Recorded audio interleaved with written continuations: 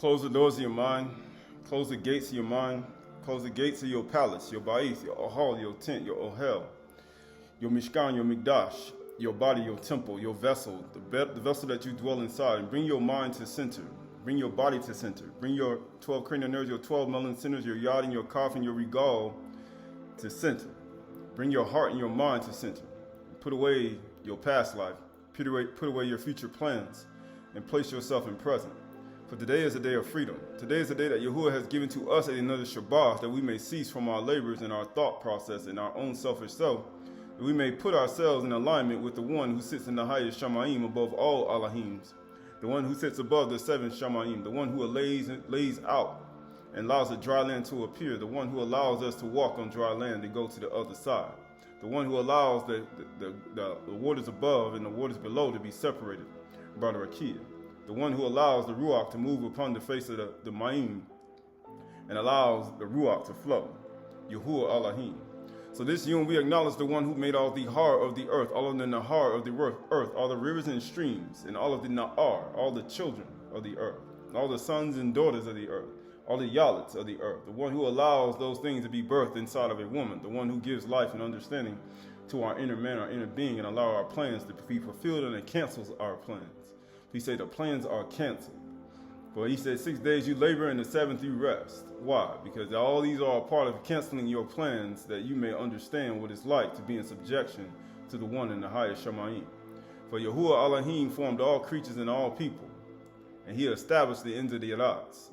And he's going to eventually bring it all back filled with righteousness, right? So this is the book of Psalms, Tahalim. Psalms, Tahalim 103 and 1. Start there. Psalms, Tahalim 103 and 1. Tahalim 103 and 1. It says, Barak Yahuwah, O my soul, and all that is within me. So everything that's within you. So we talk about things on the outer man. We can look at everything on the outer man. We look at our facial expression, how clear our skin is, our hair is growing. We look at our body, how chiseled we are. You can look at all the things that attributes to yourself that make you look a certain way. But he said, all that is within me. So what's inside of you? And we talked about storing up your treasuries with the bar. He said, write it on the tablets of your heart, your katav, right? He said, write it there. But he said, all that is within me, Barak, his Kudash name. So, and if there's nothing inside of you to say, I want to Barak Yahuwah's name, then how are you going to be able to do it correctly? It has to be inside of you, inside of your body, your temple. It has to. You have to have the Ark of the Covenant. You have to have the Aaron, Aharon. You have to have the Zizi, the rod, that buddy. You got to have the 10 Commandments. You got to have the innermost parts of yourself. You got to have the actual cherubim touching the wall. You got to have the mercy seat. You got to have the stairs to go up, that your nakedness don't be exposed, right? You got to have all these things on the inside of you. So what? So you'll understand what it's like. All that's within inside of your heart and your mind and your body. Barak his Kudash name. This is why people, he said, why I can't write no songs? Because you have nothing on the inside of you to actually say that I can sing something that's actually proper. Right? Barak Yahuwah, O my soul, and forget not all his benefits. There's a benefit to having everything on the inside of your body. What good is it if you have no olive oil in this? I never did prasak, so I don't know what it's like to have olive oil and all these things, and unleavened bread, and all these things, and bitter herbs in my body. Because there are benefits to having these things in your body. A little wine in your stomach too. There's a little benefits that come with doing it. No, it's not a benefit. Yes, it is.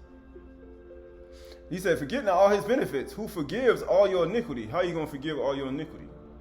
When you hate the first Shamayim.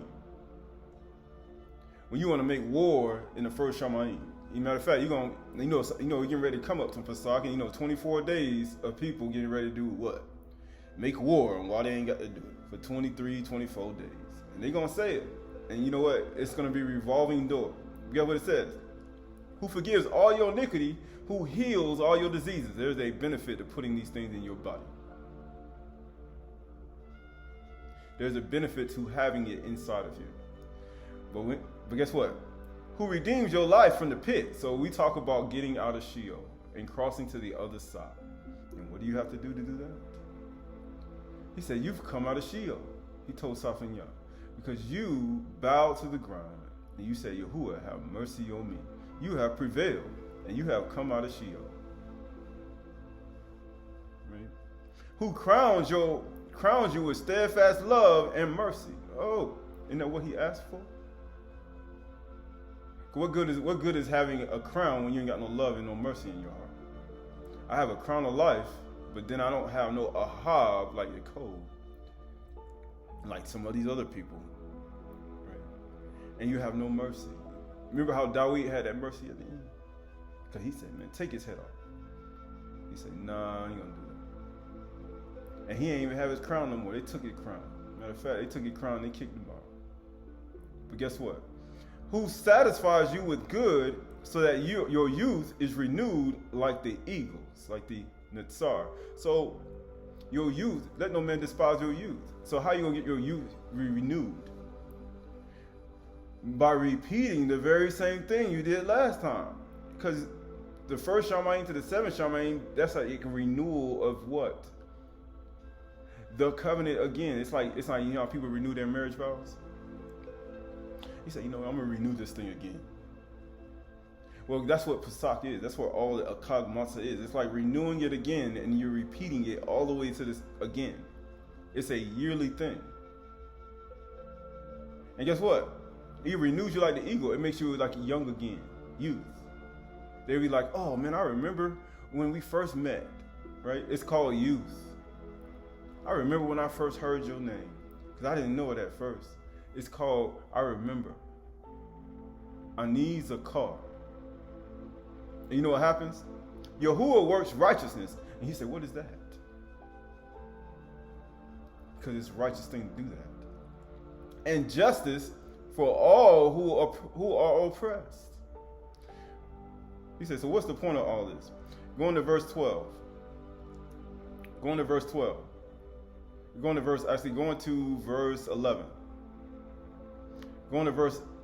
verse 11. For as high as the Shamayims are above the Arats, so great is your steadfast love. So you talk about Ahaba. His Ahab is above you. It's as far as the Shamayims are above the earth. He says, as high as the heavens, that's the seven heavens, Shabai Shamayims, are above the Arats. So where are you at? Where's your mind at? It said, if you didn't be risen with Yahushua Mashiach, seek those things which are above, where Yahuwah's steadfast love is. Set your mind and your affection on things above and not on things on the Arats. Why? Because his steadfast love is what? High in the high heavens. That's where it is. That's where his love is. We're not talking about the Rakia. Right? So great is his steadfast love toward those who fear him. So we looked at all these attributes and all these people who feared Yahuwah. Yusuf, and Mizraim when Pharaoh tried to get him to sin. We look at all these people fearing Yahuwah's name. That's what happens when you order your house in the fear of Yahuwah. And guess what? As far as the east is from the west, so does he remove our transgressions from us. So he said, as far. That's the east is from the west. Right? The sun rises in the east and sets in the west. When the sun rises in the east, what are you doing? You're supposed to be confessing your sins, so you can get out of the pit. We just read that. You confess your sins, you come out of the pit, and guess what?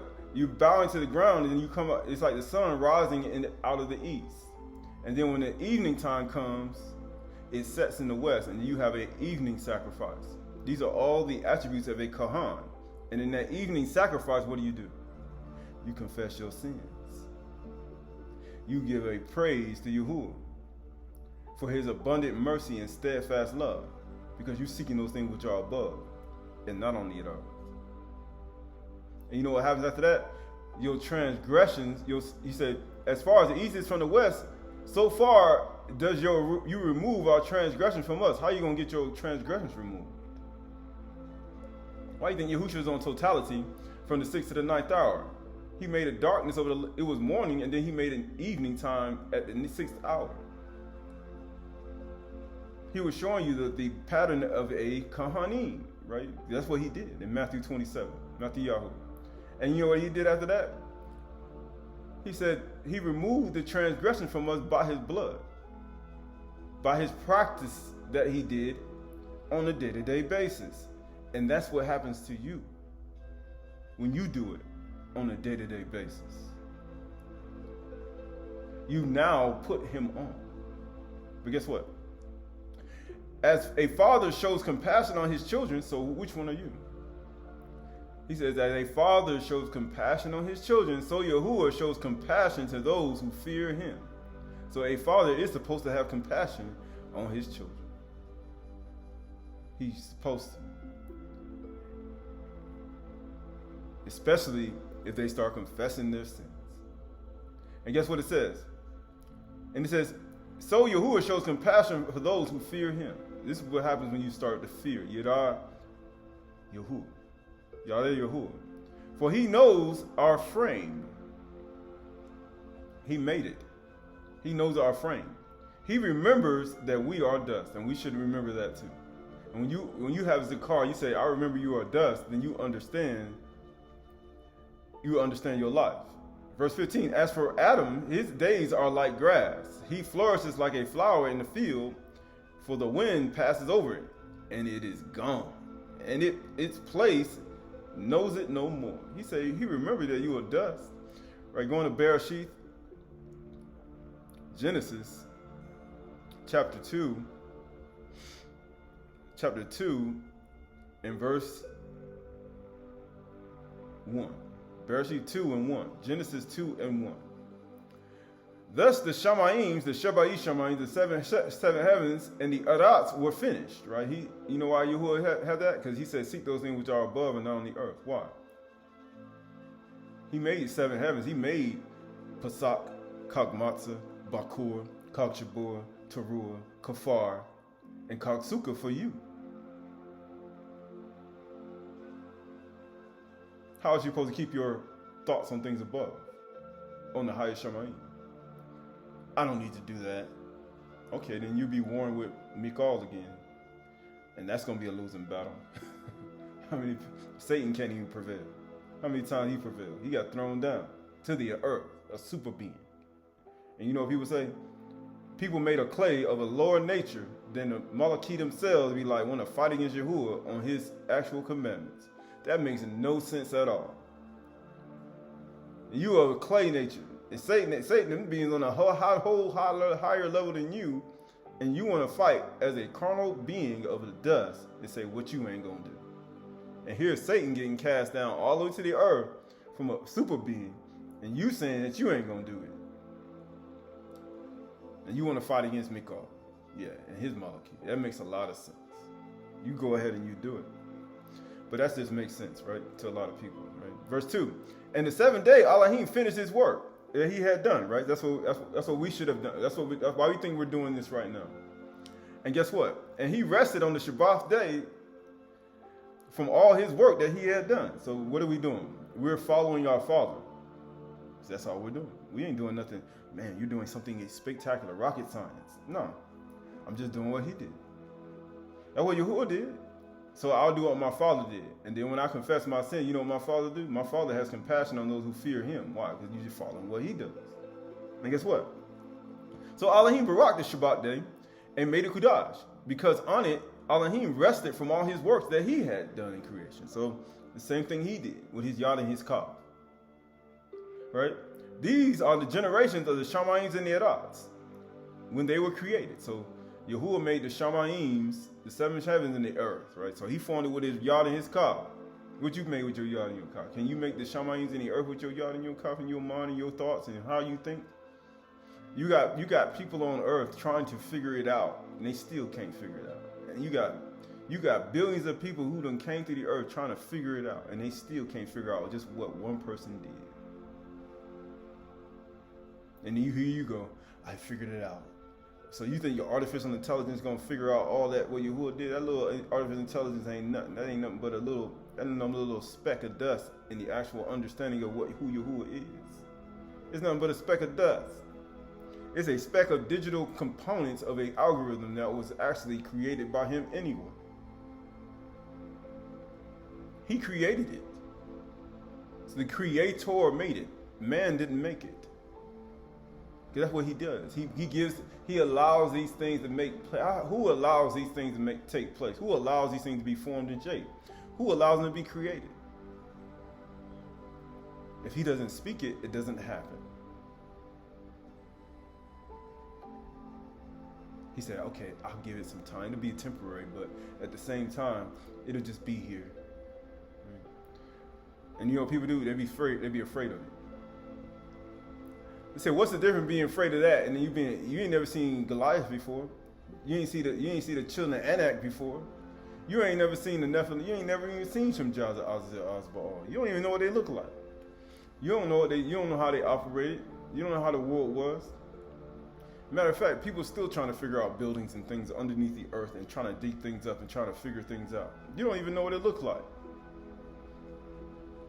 You know how many people have died on the earth through wars and rumors and sin? Countless. That's the world we live in, right? That's the world we live in.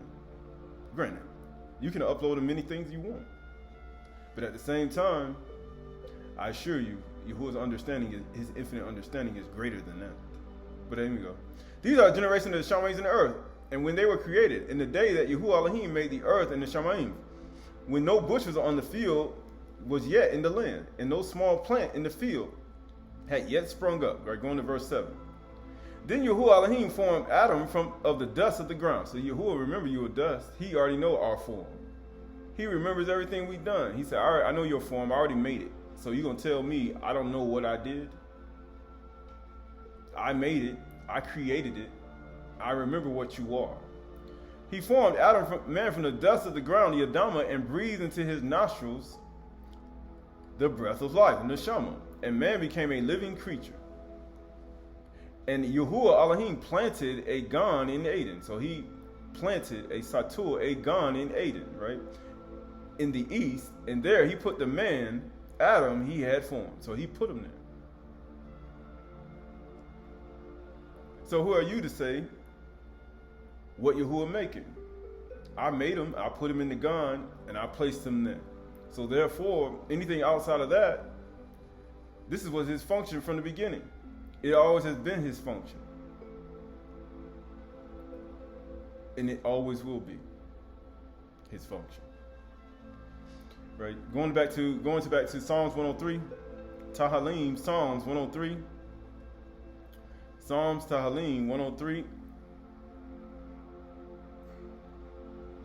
and 14. For he knows your frame, he remembers that we are dust. As for Adam, his days are like grass. He flourishes like a flower in the field. That's what he said before he made Adam. He's like, man, when there was before any plants were, before anything sprung up from the ground. He already said this already. For the wind passes over it, and it is gone. And its place knows it no more.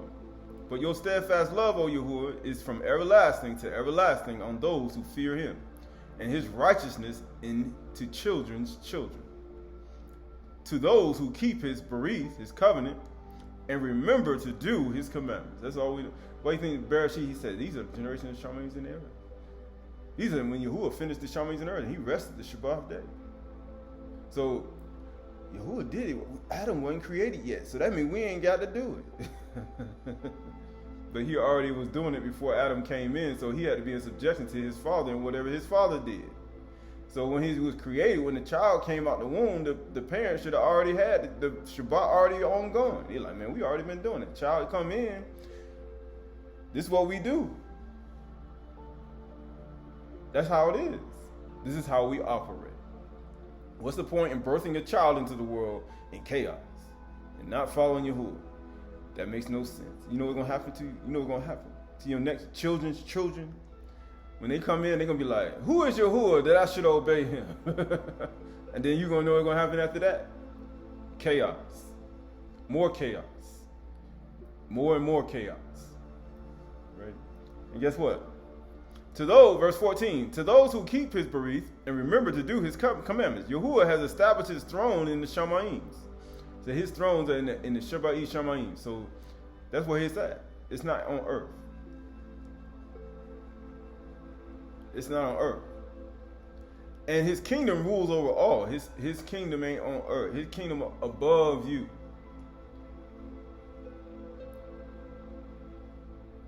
And he rules over all the earth. So who made all this stuff? You.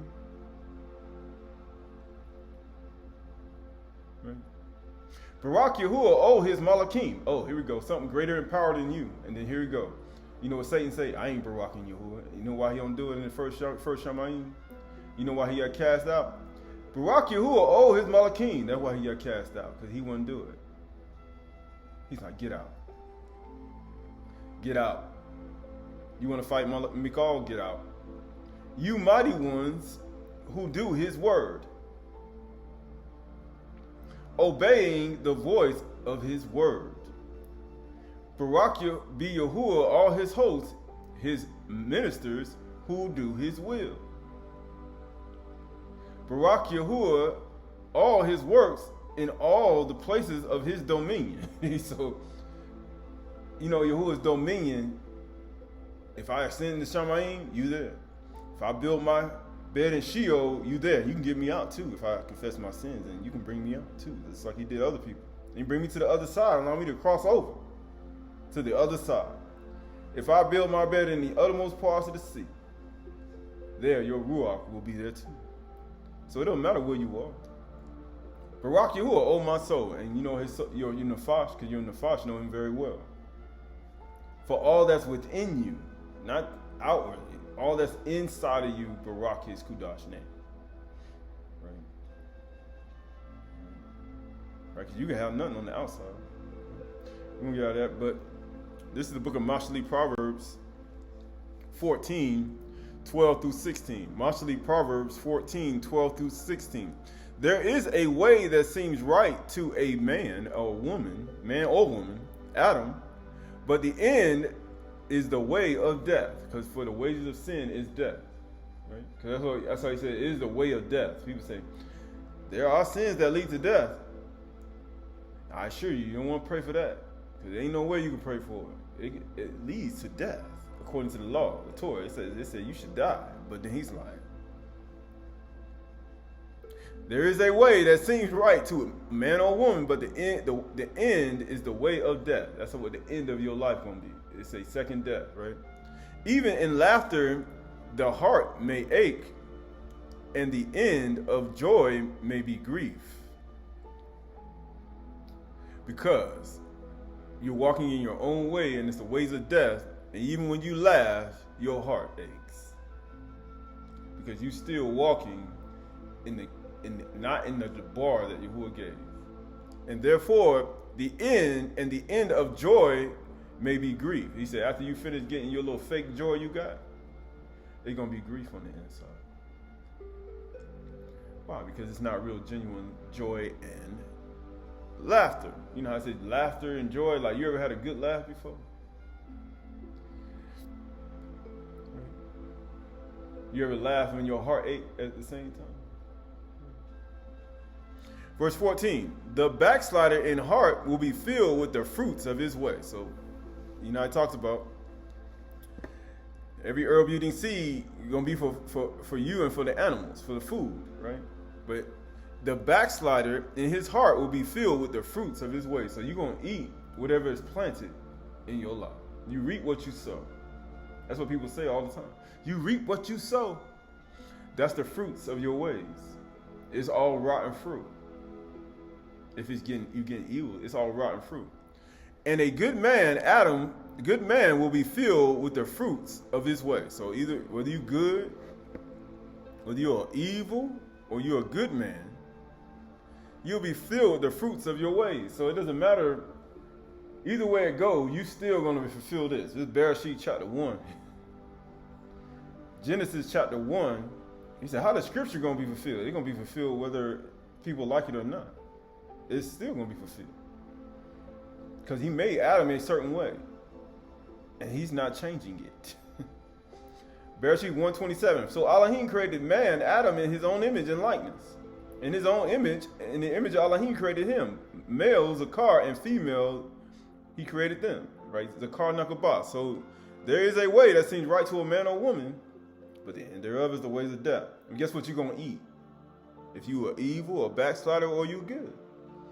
And Elohim baraked them, and Elohim said, be fruitful and multiply and fill the earth and subdue it, and have dominion over the fish of the sea, and over the birds of the Shamayim, and over every living thing that moves on the Adas. So who has rule over the Shamayims in the earth? Yahuwah does. And why is he putting Adam on earth to say, have dominion on the earth? Because Yahuwah rules in the Shamayims in the earth, but then he's like, my son, take control of this stuff on earth. You should be in charge of things on earth. While I rule the Shamayims on earth, but I want you to take care of this for me. And if you do this, guess what? I will consider you a good son, and you will be filled with the fruit of your ways. Right? But guess what? And Elohim said, behold, I have given every plant yielding seed that is on the face of the Adas, and every tree with seed in its fruits, you shall have them for food.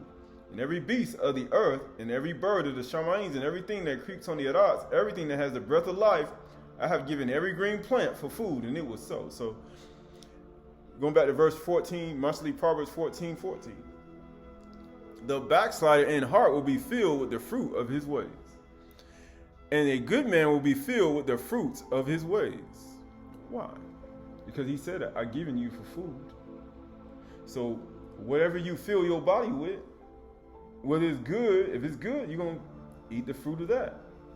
If it's evil, you're going to eat the fruit of that. So either way it goes, you're still fulfilling Bereshit chapter 1, Genesis chapter 1, verse 27 to 29. You're still doing it. The simple believes everything, and this is why you eat everything. That's why you eat everything. He's like, why eating everything? The simple believes everything, and you're going to eat, you be filled with the fruit of your ways. Whatever you ate, that's what you're going to be filled with, and that's what you're going to do. But the prudent gives thought to his steps, right? So the prudent like, man, hey, I'm not going to be eating everything. With my regard, where I go and where I eat, what I put in my body, I'm going to be very, very prudent in what I'm doing. But the fool just going to be stuffing their mouth with every single thing, whether it's word, the bar, whether it's food, natural food in general, and you're going to be eating the fruit of your ways, and you're going to be hospitalized if it's evil. Especially if you're backslider, if you're a backslider in your heart. You're going to be filled with it. You're going to be filled with the fruit of your way. That's all you're going to be eating is your own evil stuff. Verse 16, one who is wise is cautious and turns away from evil. So that's what happens. They real cautious and turns away from evil. But a fool is reckless and careless. So a fool is reckless and careless. And when you become reckless and careless, what have you done? You've left the parameters and the things that Yahuwah has what? Set for you, right? So that word for backslider is sug. Sug. A sug in his heart is filled with the fruit of his ways. It means to turn back. Turn oneself away. To move away. To backslide. That's what they say. To flinch. You ever flinched before? You ever flinched? Like somebody jump at you and you flinch? You ever seen a snake, right, snap at you and you flinch back? You know what people do? They flinch back and they still eat it. What you gonna eat a snake for? It just snapped at you and you gonna eat that. Matter of fact, this can be words too. Man, he railed at me. You know what you're gonna do? You're gonna eat it. And you're gonna keep eating it. And you're gonna keep eating it. And you're gonna keep talking. And you're gonna keep eating it. You know what happens? The backslider in his heart will be filled with the fruit of his ways. You're gonna be filled with it. And you know what's gonna happen after that? That stuff gonna produce fruit in your life. It's gonna be rotten fruit. You be like, man, why did I just eat a snake? Because you're not cautious. But it says to move, to turn away, to flinch, to go back, to retreat, right? So you wanna eat something, you run away from it, right? You ever a rhino came at you and you start chasing you gonna turn around, you gonna eat it.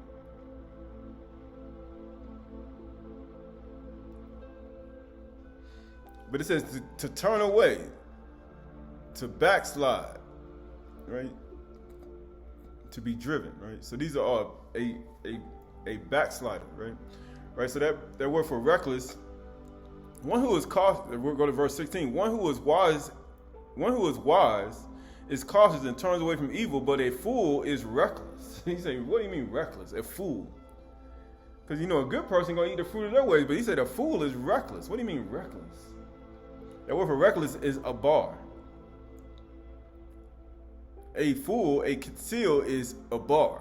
A fool. So it's literally telling you a conceal, a fool is a reckless. It passes over, carry, right? To transgress, to pass through. So this fool will, how we go cross over to the other side of the river Jordan, cross over the Red Sea and all that. You know what a fool does? It says, one who is wise is cautious and turn away from evil, but a fool is reckless. So the wise already turned away from evil. They already confessed their sins. They've crossed over out of Sheol, right? But then you have this other fool who will try to cross over with you. But the fool ain't doing what you did. And then what the fool does? They become, when they crossing over, because this means to pass over, to become invalid. With their invalid way, they haven't turned away from evil. They have caused to pass beyond or under. They've now thinking they can go and do what you do with their evil life and their evil behavior. And you know what they continue to do? That word for, that's reckless. That's a bar. It means to what? And you got to see it too. You say, why you have to see this? Because it starts with an onion. You have to see it. Why? Because if you are not cautious and you don't turn away from evil and you start becoming confident in your reckless behavior and you're trying to cross over with your foolish life, you know what happens after that? That word for careless is batak.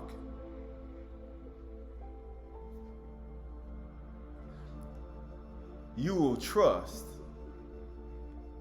in your evil behavior. You're going to trust it. That's going to be your trust.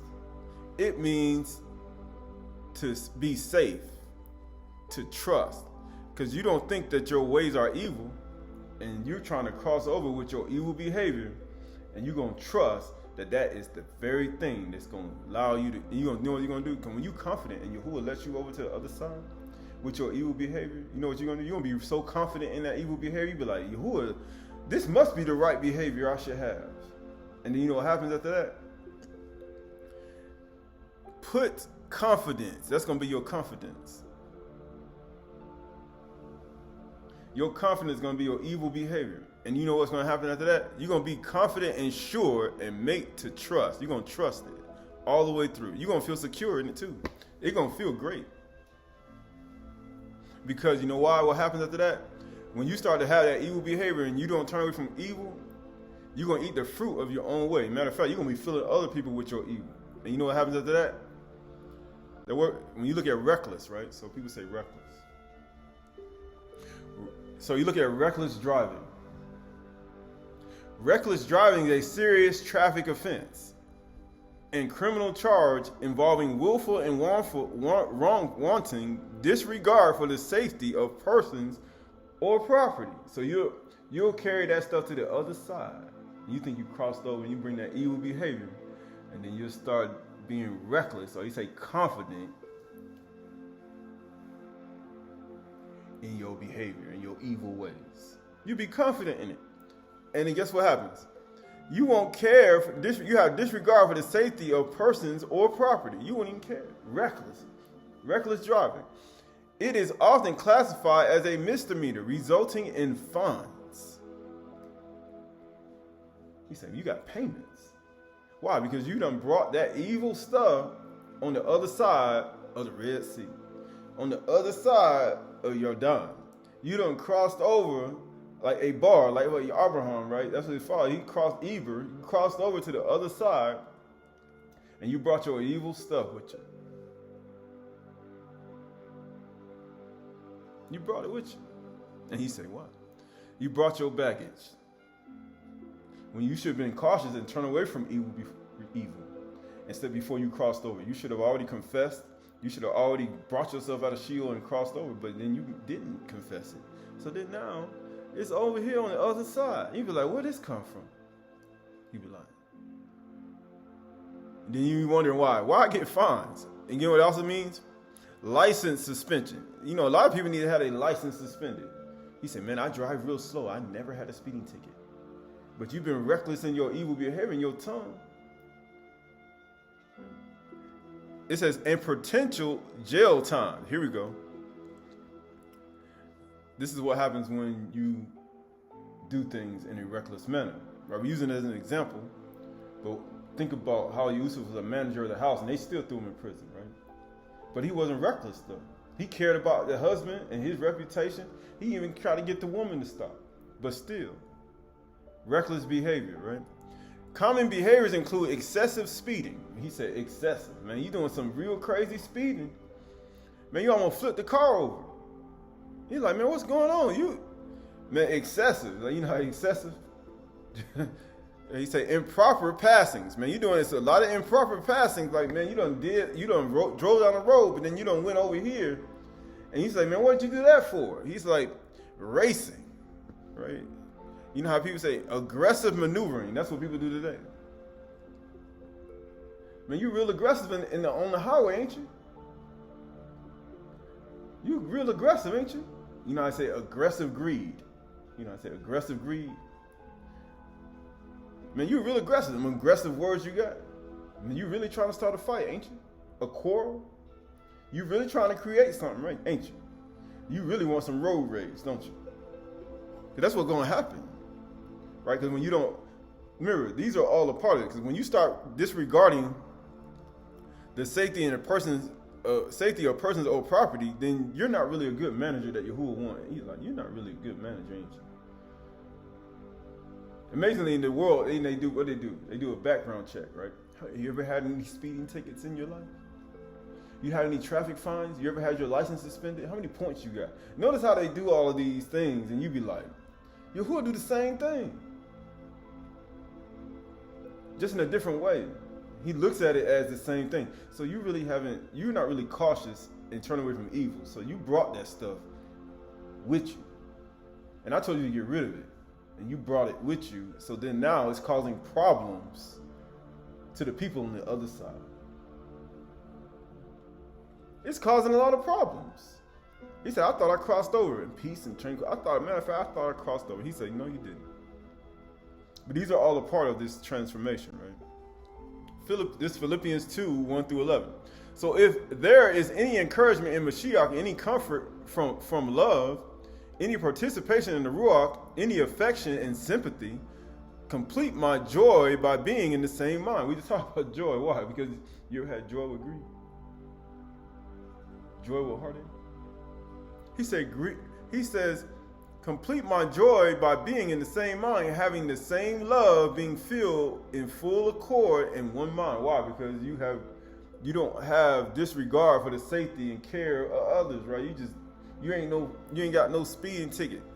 Reckless driver. Don't be a reckless driver.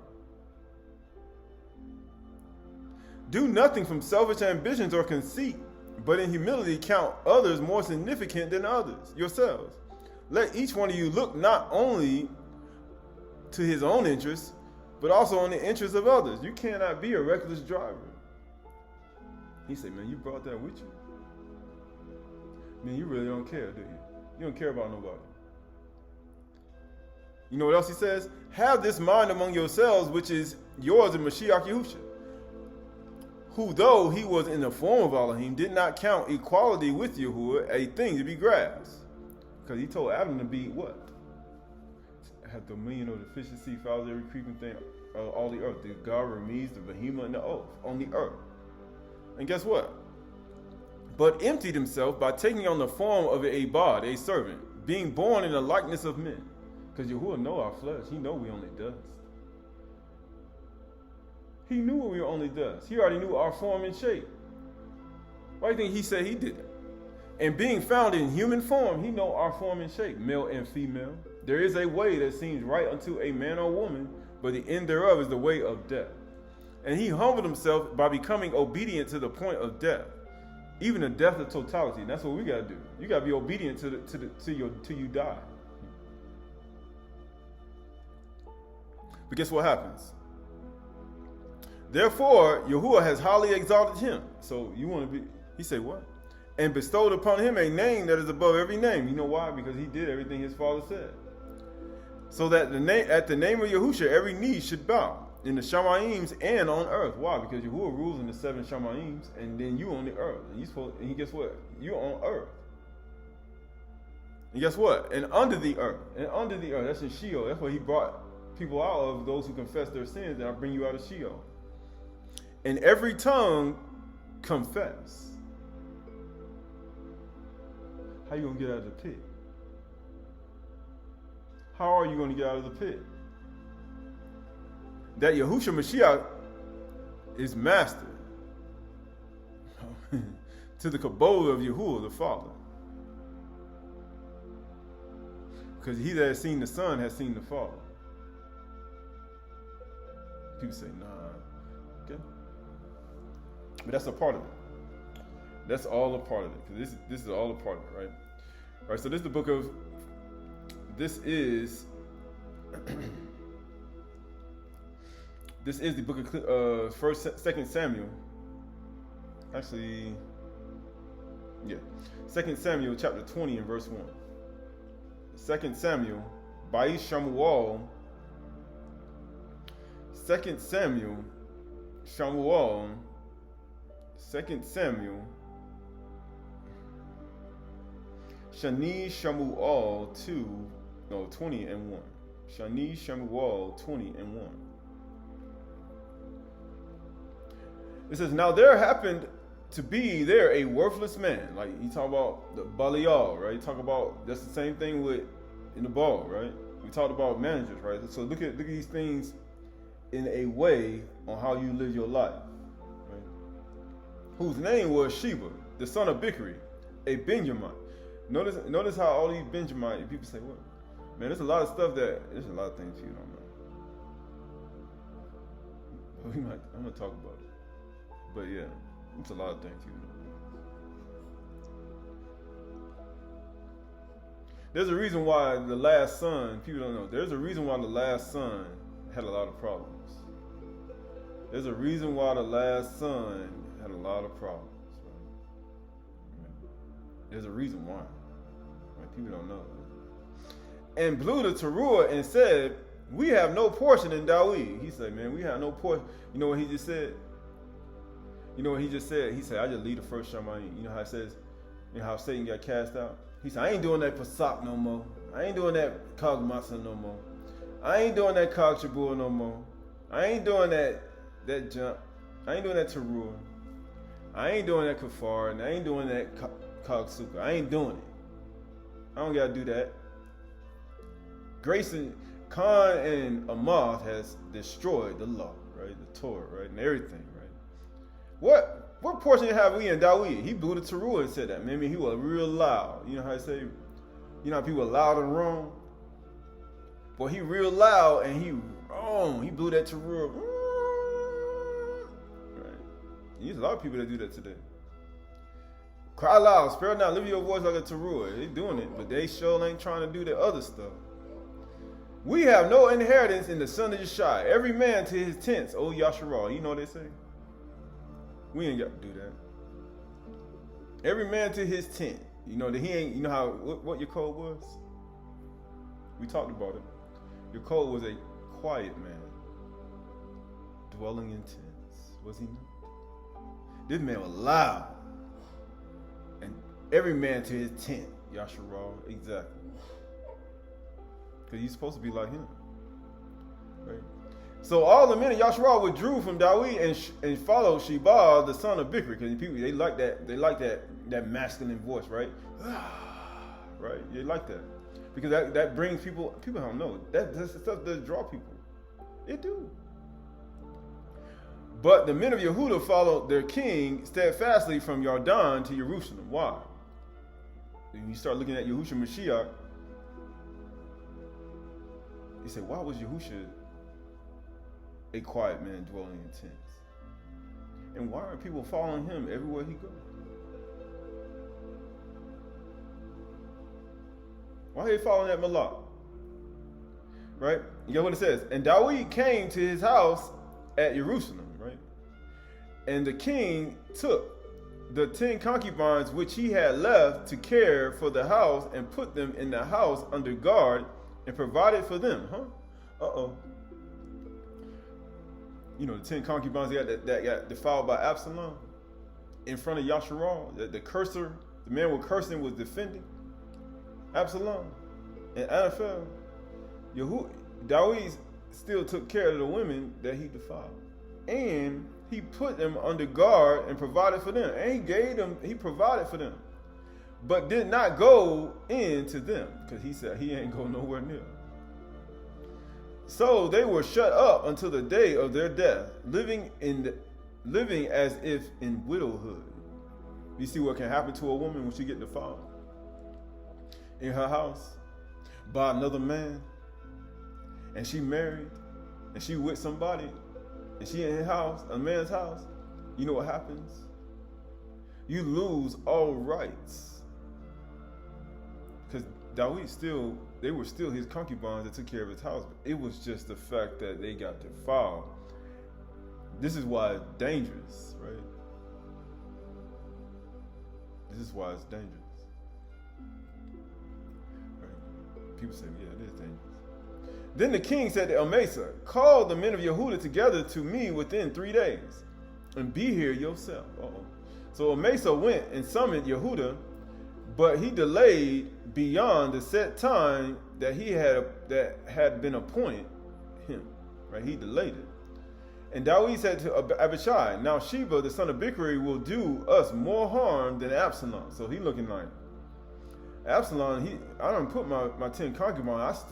I had made a vow to these women. I had to still take care of them, even though they in my house, take care of my house. And I done made an agreement with them, and I still got to take care of them, even though he defiled them. And you know how much damage he done caused me? Right? You know how much, and he costed me, right? Absalom, right? But this person gonna do even more damage, right? He like, man, he already done cost me a whole, I still gotta provide for them, I still got all that responsibility, and then this other person? So how you think Yahushua should be looking at us? Who should be like, they have confidence that I'm gonna take care of them, because you gotta be confident in Yahushua gonna take care of you, and Yahuwah, right? But then you got other people, you can really cause even more damage. He's like, okay, this is just way too much. Take Yahuwah's servant and pursue him, lest he get himself a fortified cities and escape from us. He's like, man, if I don't get, Yahushua should be like, if I don't get you now, when you get ready to cause more problems in the body of Mashiach, Yahushua like, because Yahushua should be looking like this managerial decision that I have to make is only based upon the behaviors of the people. If it causes more damage, I have to go get you. So Yahuwah is going to pursue you. And he doesn't want you to get a fortified city. Why? Why he don't want you to get a fortified city? Lest he get himself a fortified cities and escape from us. Because then you can really make a stand for yourself then. Verse 7. And there went out after him Joab's men and the Kerethites and the Pelethites and all the mighty men. And they went out from Jerusalem to pursue Sheba, the son of Bichri. They went out to pursue him. And when they were at the great stone that was in Gibeon, Amasa came to meet him. He came to meet him. Now Joab was wearing a soldier's garment, and over it was a belt with a sword in its sheath fastened on his thigh. And as he went forward, it fell out. He said he had a sword. He had all these things in his side. And Joab said to Amasa, is it well with you, my brother? He's like, man, hell, hold up, man. The knife that hit the ground, man. He said, is it well with you, my brother? And Joab took Amasa by the beard and grabbed him with his right hand and kissed him. But Ayshr did not observe the sword that was in Joab's hand. Right? He said, man, he had a sword in his hand.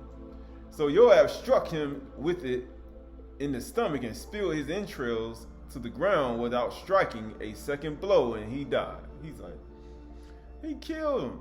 He said, Joab said to Ayshr, is it well with you, my brother? He said, is it well? Because you know what happens. When you who are pursuing you, I assure you, when you're thinking that you're, how you say, so true and so righteous, and Yahuwah starts coming after you, understand, you're going to hear all types of things come out of your mouth. I assure you, you're going to be saying all types of things. As a matter of fact, you'll be like, man, where I get that skillful wisdom from?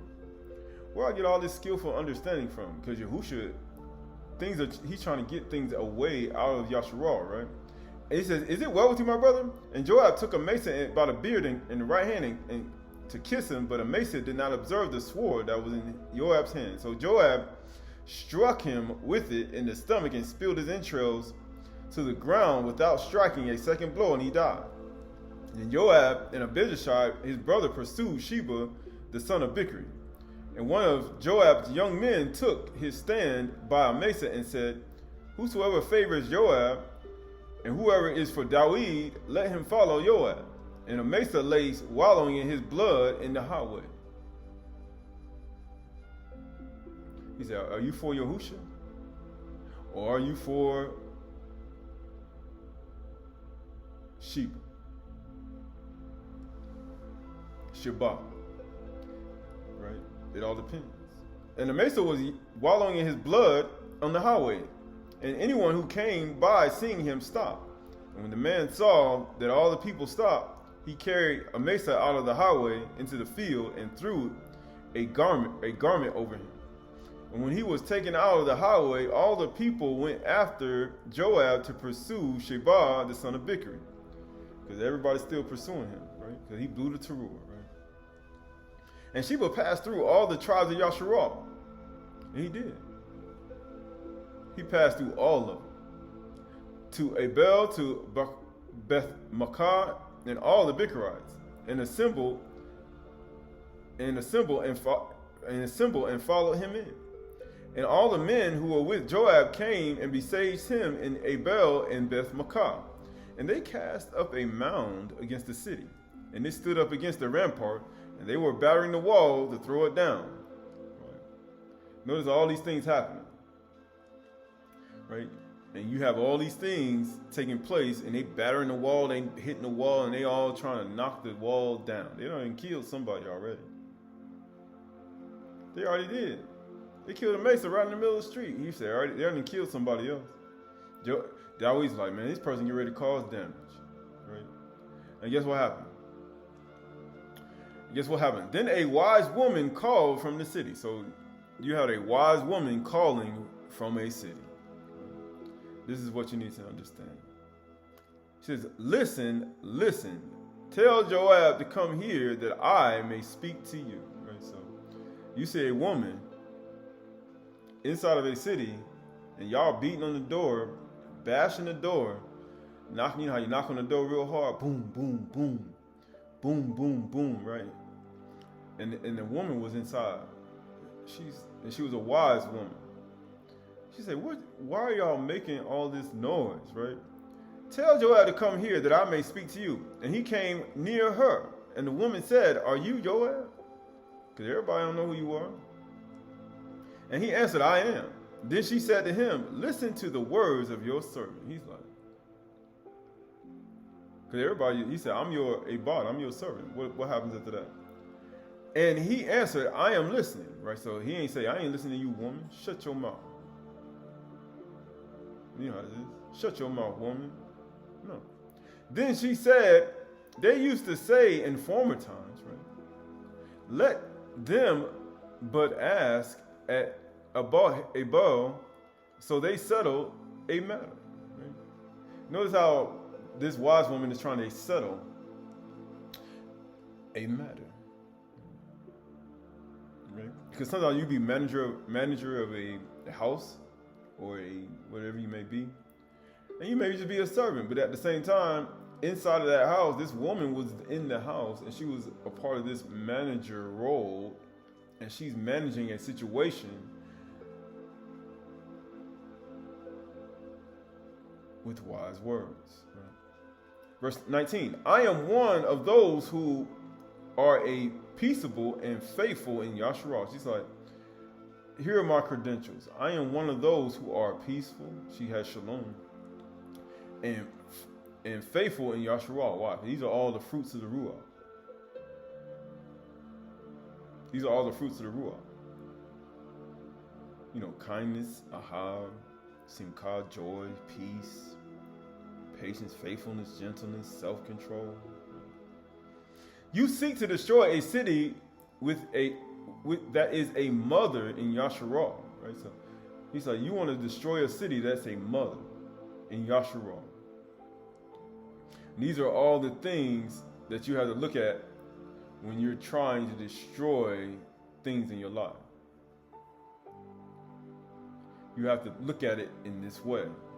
He said, it is a mother in Yasharah, which means it gives birth. This city gives birth to peace and faithfulness. Right? This city gives birth to peace and faithfulness. The same way you as a person, a body, your body is a temple, right? Your ba'ith, because ba'ith is a city, and then you look at yourself, out of you comes peace and faithfulness.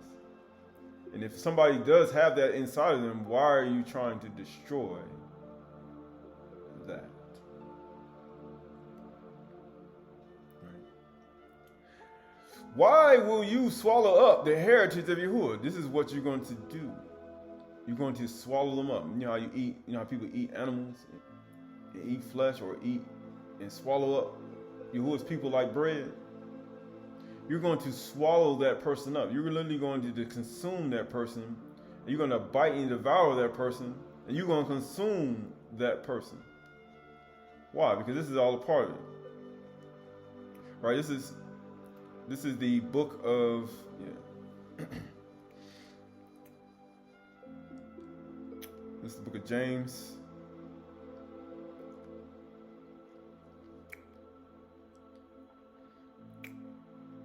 This is all part of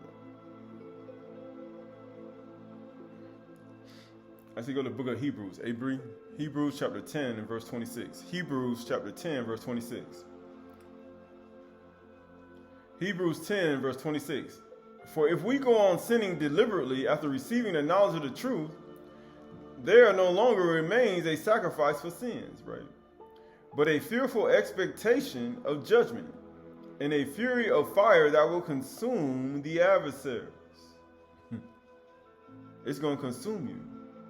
Why? It's going to swallow you up. Anyone who has set aside the law, the Torah of Mashah, dies without mercy on the evidence of 2 or 3 witnesses. How much worse punishment do you think will be deserved by the one who has trampled under the Son of Elohim and have profaned the blood of the covenant by which we are sanctified, and has outraged the Ruach of Khan? He said, this is an outrage. You know what they say? For we know him who said, vengeance is mine, I will repay. And again, Yahuwah will judge his people. It is a fearful thing to fall into the hands of the living Elohim. Why? Because if you start to bite and devour each other, as that woman was trying to get him to understand, he said, why would you try to devour a mother in Yasharah? This is Galatians chapter 5 and verse 13. Galatians chapter 5 verse 13. For you were called to freedom, brothers and sisters. Only do not use your freedom as an opportunity for the flesh, because you have 2 natures, right?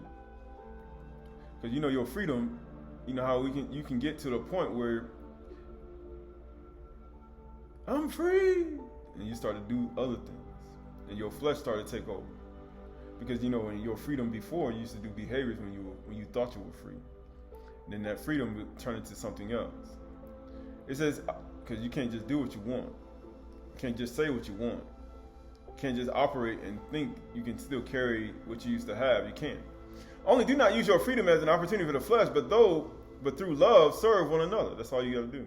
For the whole Torah is fulfilled in one word: you shall love your neighbors, you love yourself. That's why he said, why are you going to devour a mother in Yasharal? I'm a wise woman, full of peace and faithfulness, right? But if you bite and devour one another, watch out. You are not consumed by one another, right? These are all a part of it. Going back to Ba'is Shamuel, or Shani Shamuel, chapter 20.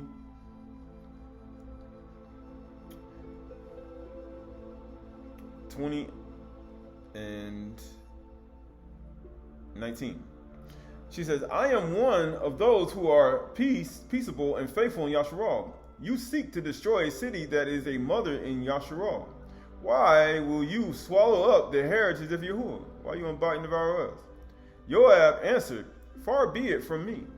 Far be it that I should swallow up or destroy. He said, I'm not trying to do that. So you see, as a manager, as a female, a woman, as a manager of your household, these are all the attributes of understanding how to answer problems and situations in your life. Because if you don't answer them properly, there will be a lot of biting and devouring inside of your managerial role. And you don't want that. Because you know what happens? You're going to eat the fruit of your own way. You're going to eat it. Guess what it says? Verse 21. He says, that I should devour and destroy, swallow up or destroy. That is not true. But a man of the hill country of Apharim called Sheba, the son of Bichri, has lifted up his hand against the king Dawid. Lift up your yard. Give up him alone, and I will withdraw from the city. He's like, you give him, and I will withdraw from you. He's like, give him up. And the woman said to Joab, behold, his head shall be thrown to you over the wall. He's like, say what? She's like, we're going to throw his head over to the wall. Notice how she ain't have no respect to person. You know how he says, when you have respect to persons, you sin. She ain't have no respect to person. She said, his head shall be over the wall. Right? There's a reason why she said this, right? People say, yeah, there's a reason, right? Right, so this is the book of, there's a reason, right? This is the book of 1 Corinthians. 1 Corinthians, actually 2 Corinthians, go to 2 Corinthians. 2 Corinthians, verse 12. 2 Corinthians chapter 12, verse 1. 2 Corinthians chapter 12, verse 1. I must go on boasting, though there is nothing to be gained by it. I will go on in visions and hazum, revelations of Yahuwah. I know a man in Mashiach who 14 years ago was caught up to the third Shamaim. Man, he was caught all the way up. Whether in body or out of body, I do not know. Allah, he knows. And I know that this man was caught up into paradise. Whether in the body or out of body, I do not know. Allah, he knows. And I heard things that cannot be told, which man may not utter. On behalf of this man I will boast, but on my own behalf I will not boast, except of my weaknesses. Though I should wish to boast, I will not be a fool. For I would be speaking the truth, but I refrain from it, so that no one may think more of me than he sees in me and hears of me. Why? Going to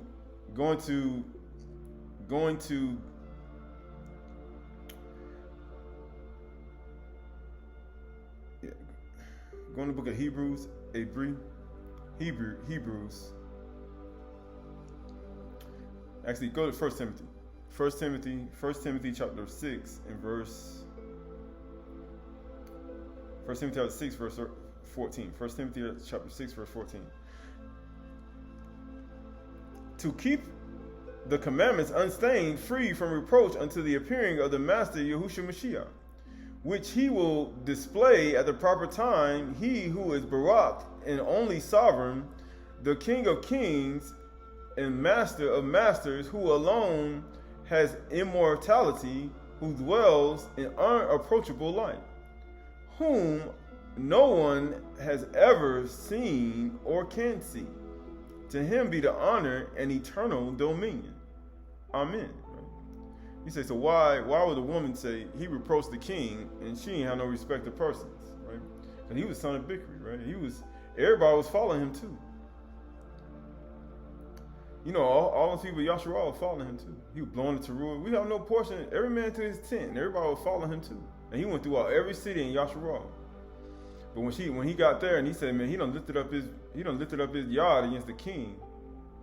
You know what happens after that? You know what she said?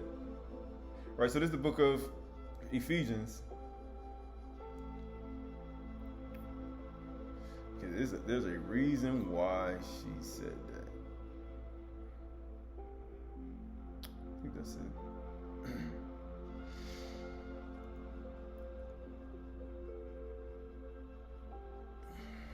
Go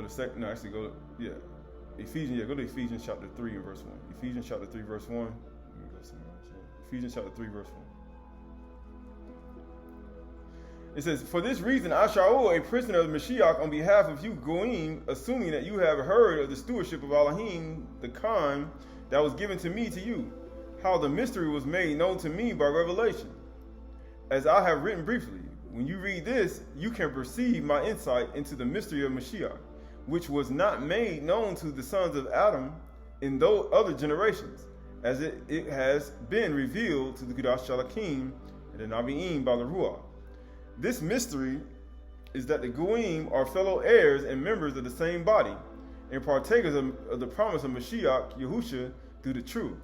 Of this truth I was made a minister according to the gift of Elohim, which was given me by the word working of his power. Going to Romans chapter 11.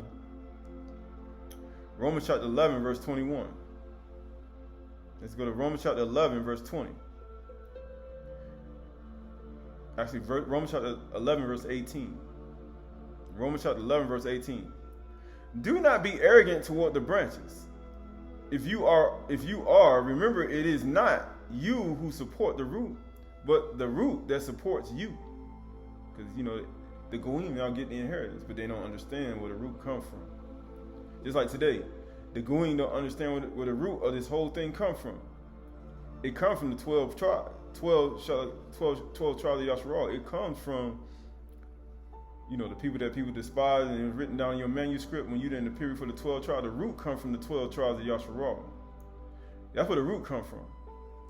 If you remember, it is not you who support the root, but the root that supports you. Then you will say branches were broken off so that I may be grafted in. That is true. They were broken off because of their unbelief. But you stand fast through Amunah, so do not become proud, but fear. For if Elohim did not spare the natural branches, neither will he spare you. That's why a woman threw his head over the thing, over the side of the gate. He was blowing the horn. He said, we have no portion in Dawid. We have no portion with the king, right? He done lifted up your yard against the king. And that woman didn't spare that man at all. He said, man, he done lifted up his yard against the king. She threw it, he said, his head would be over the wall. He ain't spared that man at all. He said, man, you're Dawid. I said, no, he ain't. Because Dawid's sepulcher, he dead. So who do you think he talking about? He said, his Koph said his sepulcher right here. This man did not see corruption, right?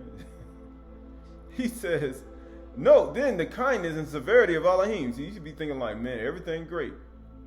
You done lifted up your yard against Yahushua Mashiach, and you be like, man, everything's great. You see the manager of the house is like, no. That woman was like, no. I'm not saying that you're gonna actually do that. That's murder. But at the same time, that was killing. It was killing people back in the day. But I'm just showing you, right, the severity of those who have fallen.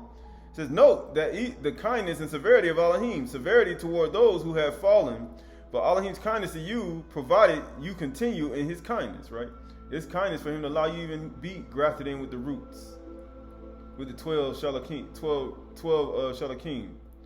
You know, it was over the 12 tribes of Yasharah. It's a kindness for him. Otherwise, you too will be cut off. Yahuwah said, I'll cut your... What he do with that man? He said, lift your hand up against the king.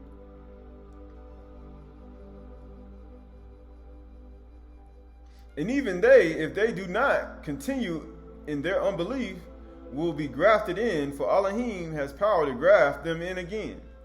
For if you were cut from what is by nature a wild olive tree, and grafted contrary to nature into cultivated olive tree, how much more will these, the natural branches, be grafted back into their own olive tree?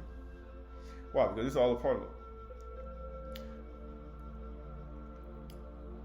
So this is the book of... we're gonna get out of here. We're gonna go back. Let's go back to...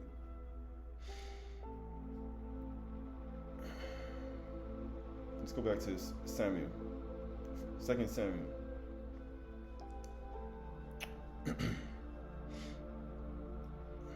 Go back to 2 Samuel chapter 20. 2 Samuel chapter 20 and verse... 2 Samuel, Shani Shamuel chapter 20 and verse 21. Actually going to... Yeah.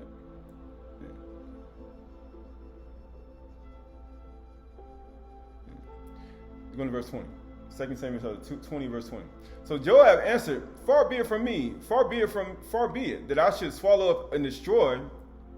That is not true. But a man of the hill country of Ephraim called Sheba, the son of Bichri, has lifted up his yard against King Dawid. Give up him alone, and I will withdraw from the city. And the woman said to Joab, behold, his head shall be thrown to you over the wall. Why? Because until a child is born, until a son is given, and the government shall be upon his shoulders, and he shall be called Wonderful Counselor, Malahim, the Prince, the Everlasting Father, the Prince of Shalom, on upon the throne of David shall be his king. He's sitting on the throne of Dawid. Why do you think Yahushua Mashiach was born? He said, you don't lift up your yard against the king. And you know what happens after that? He said, his head will be thrown to you over the wall. He said, he's going to throw you over the wall. Then the woman went up to all the people in her wisdom, and they cut off the head of Sheba, the son of Bichri, and threw it out to Joab. So he blew the teruah, and they dispersed the city, every man to his home. And Joab returned to Jerusalem to the king. She threw his head over the wall. Right? This is 2 John, or how you say 2 John, Shani Yehukanan, chapter 1 and verse 10. Shani Yehukanan, chapter 1 and verse 10, Shani Yehukanan, chapter 1 and verse 6. Shani Yehukanan, chapter 1 and verse 6. And this is love, that we walk according to his commandments. This is the commandment, just as you have heard from the beginning, so that you should walk in it. For many deceivers have gone out into the world, those who do not confess the coming of Yahushua Mashiach in the flesh. You don't lift your yard up against the king. He said, you don't lift your yard up against the king. Such a one is a deceiver and anti-Mashiach. You don't lift your yard up against the king. The Malak.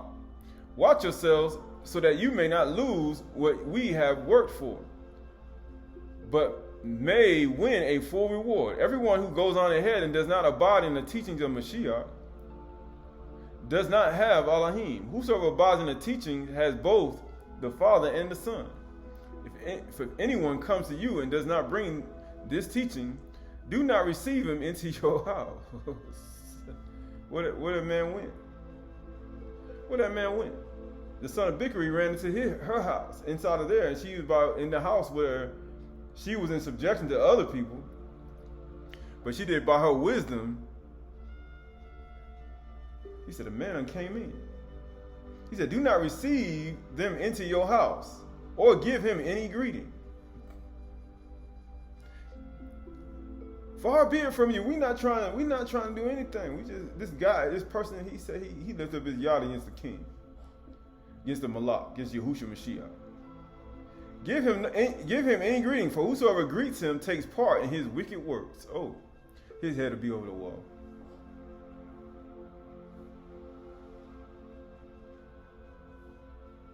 I mean, people say, what? Not saying you're going to literally cut the person's head off, but it's just the fact that she didn't want to be partaker in his evil deeds. She didn't want the city to be partaker in the evil deeds. They were full of what? This Galatians chapter, because people don't know. Right? Galatians chapter 5 and verse 20. She didn't want to partake in it. Galatians chapter 5 and verse 22. But the fruit of the Ruach is aha, joy, simcha, shalom. That's what she had. Patience, right? She had a lot of patience. Kindness, right? Because who is kindness for you to be grafted in, for them to be grafted in. Goodness, that's ta'u, and faithfulness, that's what she had too. Gentleness, self-control, against such there is no Torah. And those who belong to Mashiach Yahushua have crucified the flesh with its passions and desires. Why do you think they did that? He said, I'm a wise woman, I'm of peace, and I'm of faithfulness. Right? But this is all a part of it. Because if you don't do these things, this is going to happen to you, right? This is the book of Ephesians. Actually, go to 2 Corinthians chapter 10 and verse 1. Go to 2 Corinthians. 2 Corinthians chapter 10 and verse 1. We almost out of here. 2 Corinthians chapter 10 and verse 1. 2 Corinthians chapter 10 verse 1. I, Shaul, myself entreat you by the meekness and gentleness of Mashiach. I who am humble when face to face with you. He said, I'm humble, but bold toward you when I am away. I'm new. I beg of you that when I am present, I may not have to show boldness with such confidence as I count on showing against some who suspect us to walk according to the flesh. He's like, you think I'm walking according to the basar, the flesh. You know, some people think that. We are not waging war according to the flesh. He said, why? He said, we ain't waging war according to the flesh. For the weapons of our warfare are not of the flesh, but have divine power to destroy strongholds. Why do you think Dawid said, this man gonna cause problems? He said, man, pursue him. Why? Because if he get cities and fortified cities, this thing gonna be a problem.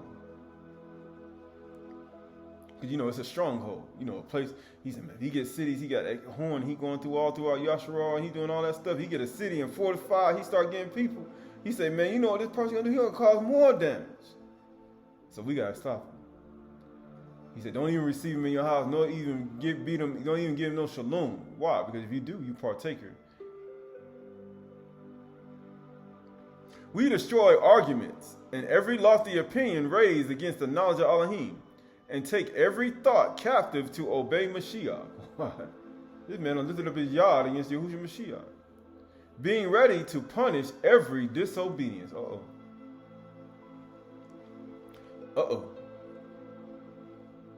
When your obedience is complete. Guess what? Look at what is before your eyes. If anyone is confident that he is Mashiach, let him remind himself that just as he is Mashiach, so also are we. He said, you treat us as impostors, but understand, you think you're the only person. He said, so also are we.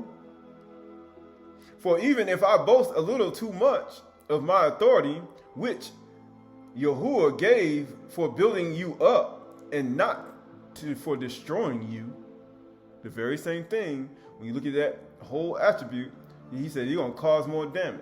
So if I don't stop you, and guess what happens? I will not be ashamed. Why? I do not want to be frightening. He said, I don't want to appear to be frightening you with my letters, for they say his letters are weighty and strong, but his bodily appearance is weak, and his speech of no account. He's like, man, you don't have any. Look at your body. You ain't got no muscle on your body. Let such a person understand what we say by letter when absent, we do when present, right? He said, it's the very same thing I wrote down, I can repeat it right to your face. Well, why is he saying this? Because this is a part of it. Going to verse 5. Actually, yeah. I think that's it. Did we pass it? No, actually, no, that's not it. Go to 2 Corinthians. Actually, no. Going to verse 7. Look at what is before your eyes. If anyone is confident that he is Mashiach, let him remind himself, just as Mashiach, so also are we. All right, going to verse 8. For even if I boast a little too much of authority, which Yahuwah gave for the building you up and not destroying you, I will not be ashamed. I do not want to appear frightened. Skipping over to verse 13. But we will not boast beyond limits, but will boast only with regard to the area of influence Elohim is assigned to us to reach even to you. For we are not overextending ourselves. I said, we're doing too much. He said, we're not overextending ourselves as though we did not reach you, for we were the first to come all the way to you with the truth of Mashiach. We do not boast beyond limit in the labors of others. But our hope is that as your Amunah increases, our area of influence among you may be greatly enlarged, so that we may Qahalath the truth in the lands beyond you, without boasting of the work already done in another area of influence. So why is this all important? Because when you start exalting yourself against the knowledge of Yahushua Mashiach, what happens? What happens, right? Going to 2 Corinthians, 2 Corinthians. Wait, let's go to a different translation, right?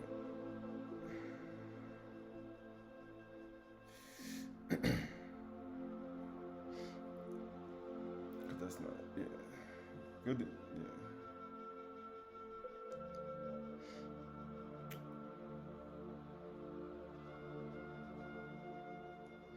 Is this the ESV translation?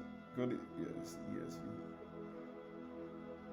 2 Corinthians 10 and 5, this is the King James version. This is what I wanted, but it's just different wording. But it says, casting down imaginations and every high thing that exalts itself against the knowledge of Elohim, and bringing into captivity every thought unto the obedience of Mashiach. Why? Because every single thought that you imagine can be something that can make yourself look a certain way. And then it can look like damage that's getting ready to be caused, right? Because in the ESV it says 2 Corinthians 10 and 5, we destroy arguments and every lofty opinion against the knowledge of Elohim, and take every thought captive to obey Mashiach. Why? Because if you lift up your yard against Mashiach, then what happens? Throw his head over the wall. They literally, it becomes, don't even give him any greeting. Why? Because now you're trying to bring something in that we're not about, right? Peace, he says, peaceful and faithfulness was that woman. And guess what happens? That person got punished for his disobedience. But these are all a part of it, right? So this is the book of 2 Corinthians, actually Sirach, book of Sirach, 26 and 1. The book of Sirach, 26 and 1. The book of Sirach, 26 and 1.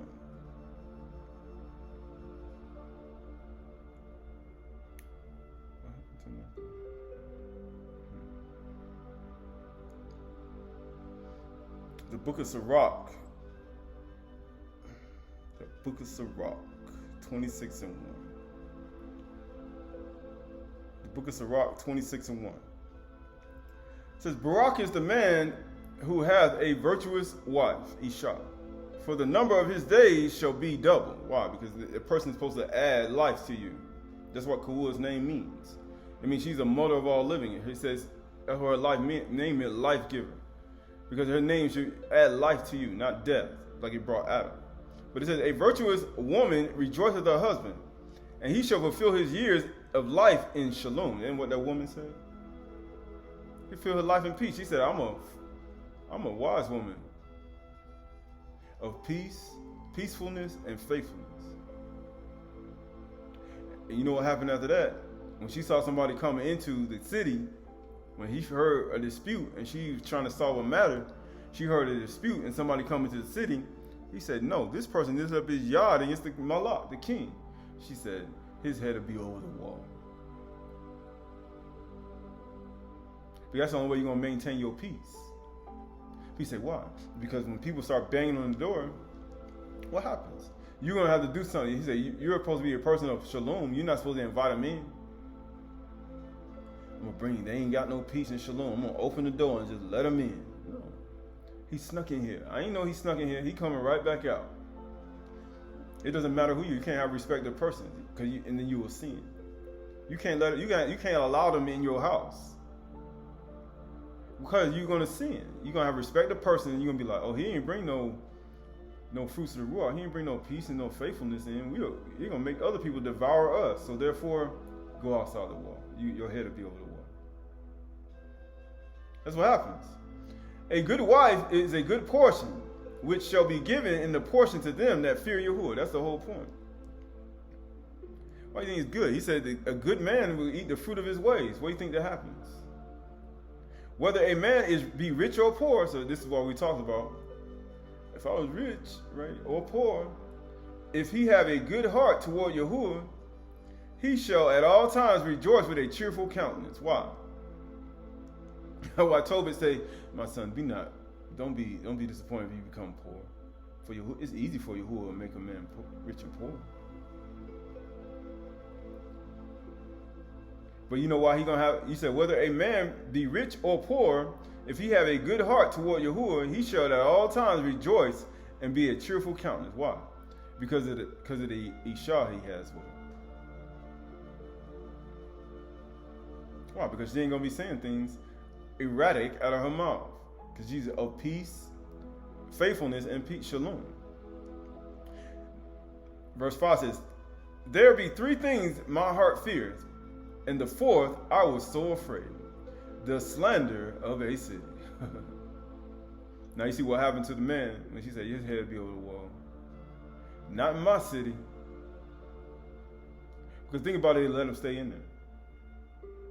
They'd have been saying all things about the city. Because the city was all a mother in Yasharal. It was producing faithfulness and peace. The gathering together of an unruly multitude. And what happened when she was in the city? It was an unruly multitude. They were banging on the door. You know what happens? And a false accusation. All these are worse than death.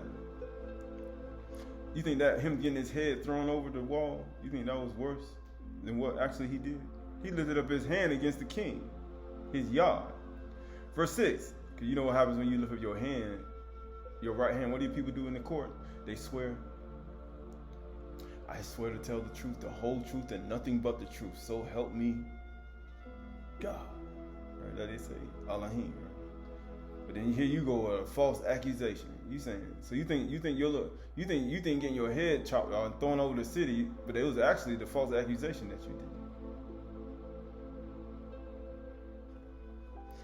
But guess what? But a grief of heart and sorrow is a woman that is jealous over another woman, right?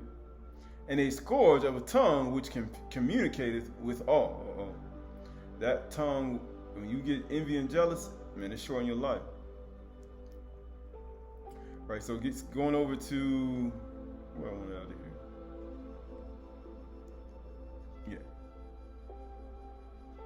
Verse 7. An evil wife is a yoke shaken, right, to and fro, and he had hold of her as like one who held a scorpion, right? So these are not good managers. He said you're not a good manager. He said you have a stinger. You have a tail with a stinger. You know, a little tail with a stinger. You ever seen them movies? They had this half. We used to see one too. There was a woman with, she like a spider, but she had a stinger on the end of her thing, and she was trying to sting people, and she would take. He said, "You got a stinger at the end of your thing," and she was trying to sting them. This is the same thing. It's like you holding a scorpion. A drunken woman, and amazing these people have gods like that. People say, "What? What do you mean?" A drunken woman and a gather abroad, right? You say a woman who like to get drunk and like to go out. You know how I say? Like to gather abroad. I mean, I like to get drunk and I like to go out. You know how it is. I like to go out, man. I got a nightlife. Causes great anger. You say, what's your husband gonna do? My husband's gonna be so loving and caring, even though I like to get drunk and go out, and I'm married to him. He's gonna be so caring and loving to you. He's gonna be angry at you. It says, causes great anger, and she will not cover her own shame. You know what's gonna happen? You ain't gonna cover none of your shame, because you're gonna be doing all types of things, stripping, all these things, right? Like, man, people do all types of stuff. People when they get drunk. He said these are not good managers. He said now your choices done went down from 80% to like 10%. So now your choices done went down. Now you pretty much down to nothing, right? Until unless some other one stop doing it, then you pretty much your choices done went down. And you say, what? It done, man, the thing done went down now. A drunken woman and a gather abroad, like to go out, causes great anger, right? You want to be angry all the time? Well, then guess what? And she will not cover her own shame. She ain't even gonna do it. The whoredom of a woman may be known in her haughty looks and eyelids. He said, man, it done dropped down to 5% now. Right? Verse 10, if thy daughter be shameless, keep her in straitly, right? Because if she doing all these things, he said, man, you gotta keep that person inside the house. Lest she abuse herself through overmuch liberty. Now he says, don't let your freedom be used for a cloak to commit sin. We just read that. Shaul said, then that your freedom be used as a cloak to start committing sin, start doing crazy stuff out here.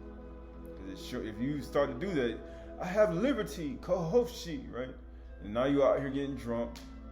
You out here gathering abroad. You're not covering up your shame, right? You're doing all types of things. You got haughty looking eyelids, and you think everything is all free. You can do whatever you want. Right? Verse 11 says, watch over an impudent eye, and marvel not if she trespass against thee. He says what? He said, watch over an impudent eye. I mean, what do you mean impudent? He said, why would he say impudent? Right? The word impudent means, what is it, impudent? He said impudent, right? Somebody that's lacking something, right? So that word impudent means not showing due respect for another person, and it says impotent. He said not showing due respect for another person, impudent. It means rude, disrespectful, shamelessly, bold, often showing a lack of proper courtesy or deference, especially towards authority figures by being insolent. They say sassy. You say sassy and impotent.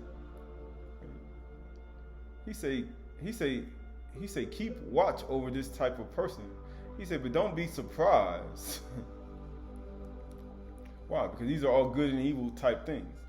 Verse 11 said, ChayParach 26:11, watch over an impudent eye, and marvel not if she trespass against thee. He said, don't marvel. He said, don't marvel if she trespass against you. Why? It's just a part of it. Because he said, you have both flesh and ruach. Right? Some people did a lot more in their lives, and some people didn't. But you're going to find out if they did it a lot or they did a little. Verse 12, she will pour out her mouth as a thirsty traveler when he have found a fountain, and drink of every water near her. Now you see why he said you're going to eat the fruit of your own way. He said those who are turned away from evil is cautious. But those who are not, they just keep putting stuff in their mouth. They keep throwing things inside of their mouth, and they're going to eat the fruit of their own way. She will, verse 12 says, she will open her mouth as a thirsty traveler when he have found a fountain, and drink of every water near her. By every hedge will she sit down, and open her quiver against every arrow. You know how it is? When a person gets drunk and like to gather abroad, and they have an empty eye, disrespectful mouth, Anybody who come at them with any type of words, you know what she do? I mean, she quick to pull that weapon out. Why? That tongue. Why? Because when you start drinking from every fountain, you know what happens? You'll turn into, you eat the fruit of your own way, and then you know what happens. Anybody who says anything to you, you says, and open her quiver against every arrow that's thrown at you, every single word that's put at you. If it's an attack towards you, you're gonna attack back. Because you done drunk from every fountain. And guess what? Verse 13, the con of a wife delighteth her husband, and her discretion will fatten his bones. Why? Because you don't want to be rottenness to his bones. For a virtuous woman is a crown to her husband, but she that maketh ashamed is rottenness to his bones. You want to fatten his bones. Why? Because when you don't fatten his bones, that means you're going to send him to an early grave, and his life going to be cut short double. Verse 14, a silent and loving woman is a gift from Yahuwah, and there is nothing so much worth as a mind well instructed. Why? Verse 15, a shamefaced and faithful woman is a double con, and her contingent mind cannot be valued. Verse 16, as the sun when it arises in the high Shamayim, we just talked about that. So is the beauty of a good wife in the ordering of her house. He said, man, you just like the Shamash. But the sun is 7 times brighter than the moon.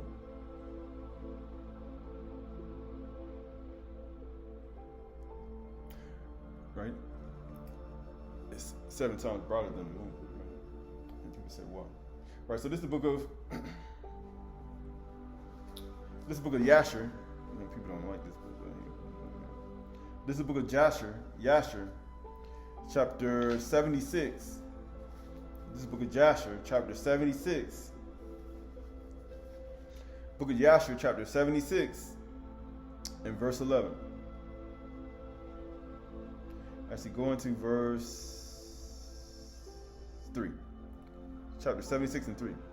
And in the 14th year of the reign of Mashah over Cush, Mashah was sitting on his royal throne, while Adonamah, the queen, was before him. And all the nobles were sitting around him, right? So you see, Mashah got hired. He got hired. You know, you get hired to be something. He got hired to be a manager over a bunch of people. And guess what happened? And Adinah, the queen, said before the king and the princes, what is this thing which you, the children of the Cush, have done for this long time? Surely you know that for 40 years that this man has reigned over Cush, and he has not approached me, nor has he served the gods of the children of Cush. He's like, man, he on the job. This man don't worship none of our gods. He don't serve our gods in Cush. You know, they don't serve. He don't even serve their gods. He's like, why you don't serve their God? He's sitting on the throne of Cush, and he ain't even serving our gods, and he ain't even touching me as a woman. What is this thing you've done, right? Now therefore hear, O children of Cush, and let this man no more reign over you, as he is not of our flesh, right? Bone of my bone, flesh of my flesh. He's saying he ain't of our flesh. He ain't like us. He ain't bone of my bone, flesh of my flesh. He ain't our people, right? And guess what happened?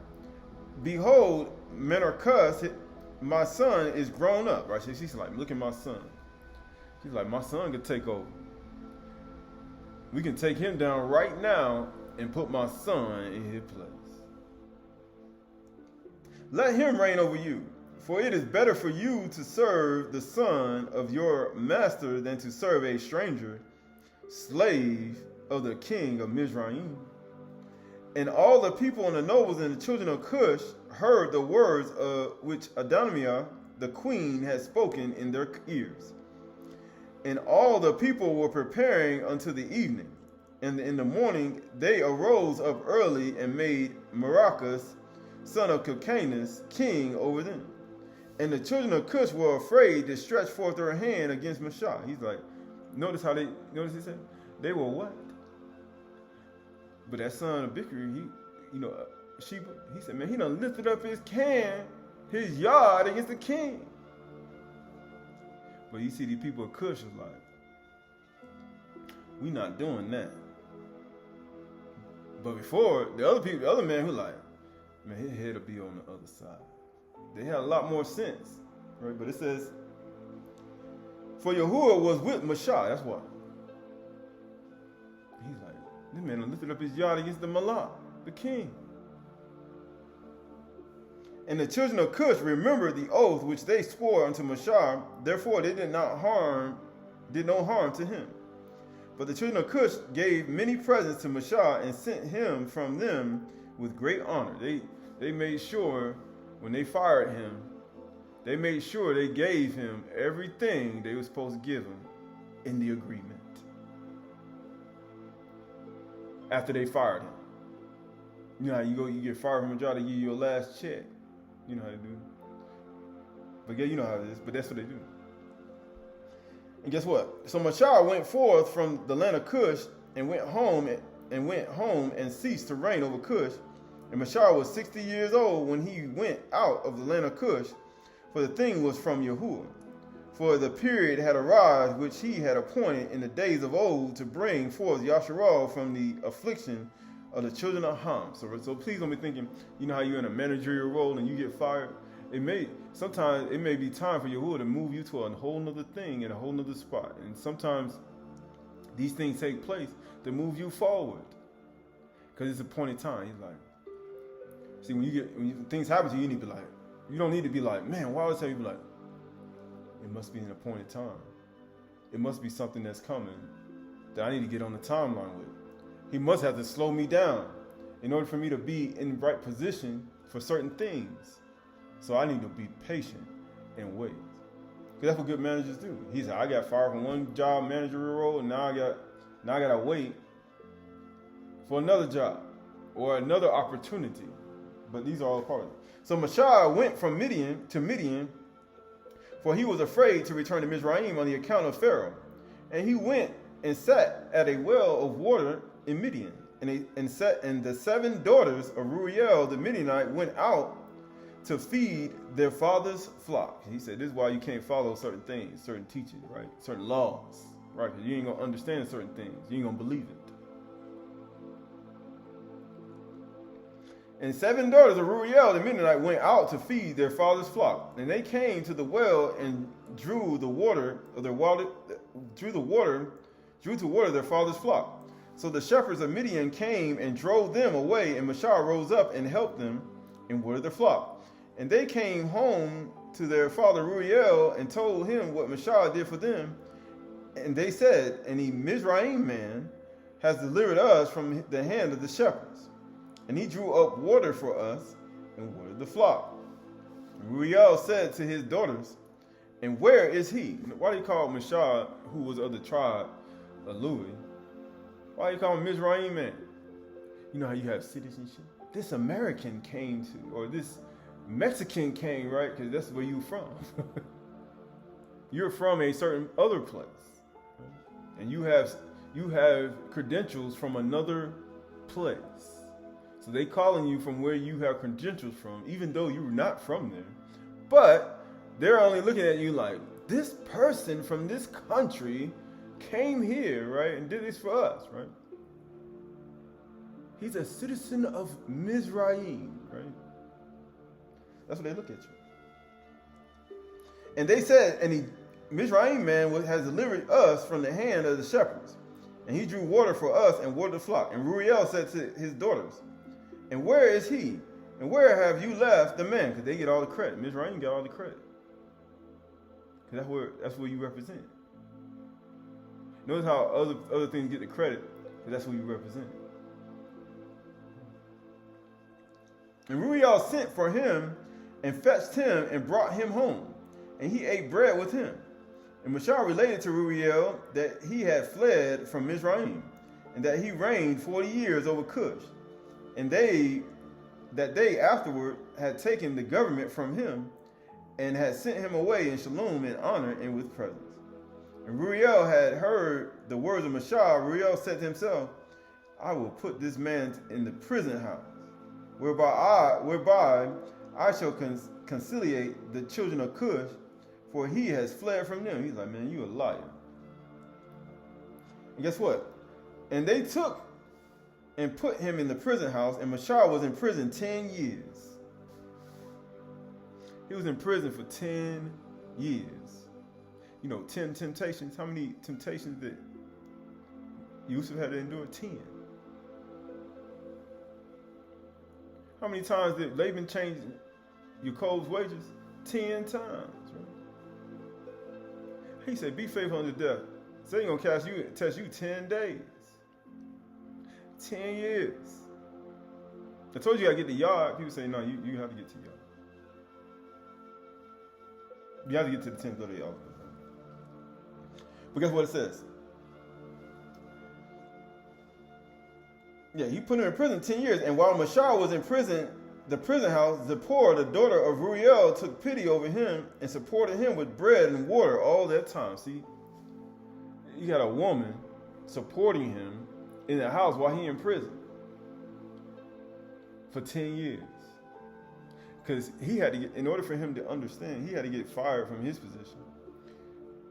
Help some 7 women at a well get thrown in prison 10 years to find his wife that he was supposed to marry, that he was going to marry. He said, so you telling me all these things be happening to you just so you can be in position? Yeah. Everything that happened to you ain't for the same reason. These things happen to you for a reason. You can't walk in life and just say, man, why this not happen? Why this not happen? No, it's because certain things got to happen in a time sequence. And if things don't happen, you will got to do things to make it happen. And guess what? The prison house, Zipporah, the daughter of Ruel, took pity over him and supported him with bread and water at that time. And all the children of Yasharal were yet in the land of Mizraim, serving the Egyptians in all manner of hard work.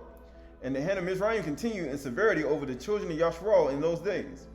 And at that time Yahuwah smote Pharaoh, king of Mizraim, and he afflicted him with plague of leprosy from the sole of his foot to the crown of his head, owning to the cruel treatment of the children of Yasharal was this plague at that time from Yahuwah upon Pharaoh and the king of Mizraim. For Yahuwah had hearkened to the prayer of his people, the children of Yasharal, and their cry reached him on the account of their hard work. Still his anger did not turn from them, and the hand of Pharaoh was still stretched out against the children of Yasharal, and Pharaoh hardened his neck before Yahuwah, and he increased his yoke over the children of Yasharal and embittered their lives with all manner of hard work. And when the Yahuwah had inflicted the plague upon Pharaoh, the king of Mizraim, he asked his wise men and sorcerers to cure him. Look at all that. Because when you start to do things to people, just understand things gonna happen to you. Yahuwah gonna fight for the children of Yasharal, and it may be on your health. Because that's what people value the most, right? In this life. Your health. What good is a good life and all these things and you ain't got no health? And his wise men and sorcerers said unto him that if the blood of little children were put into the wounds, he would be healed. That's the sick mind people got. But these are all part of this world. And Pharaoh hearkened to them and sent his ministers to Goshen and the children of Yasharal to take their little children. Who you think they're coming after? The same people who were praying to Yahuwah to deliver them from their hard work, the same sorcerers and enchanters, they want to take your children.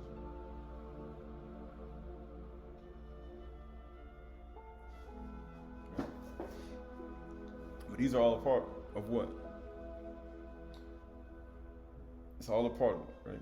But that's what takes place. But it took 10 years for her to get it, right? She supported him with bread and water. Why? Because these are all a part of our life, right? Going to the book of,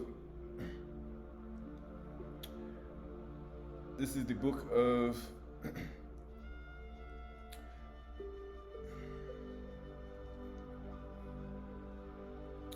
Second Chronicles, Shani Dabri Hayamim 18 and 23.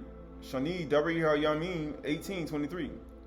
Then Zedekiah the son of Kenah came near and struck Micaiah on the cheek and said, "Which way did the Ruach of Yahuwah go from me to speak to you?" Right? He's smoking on the face. He's like, "What you did that for?" And Micaiah said, "Behold, you shall see on that day when you go into the inner chamber to hide yourself." What do you mean? And King of Yasharal said, "Seize Micaiah and take him back to Ammon, the governor of the city, and to Josiah, the king's son, and say, Thus says Yahuwah, just as the king, put this fellow in prison." Put this person in prison. Because sometimes you need to be thrown. You say what? And what? And feed him meager rations, bread and water.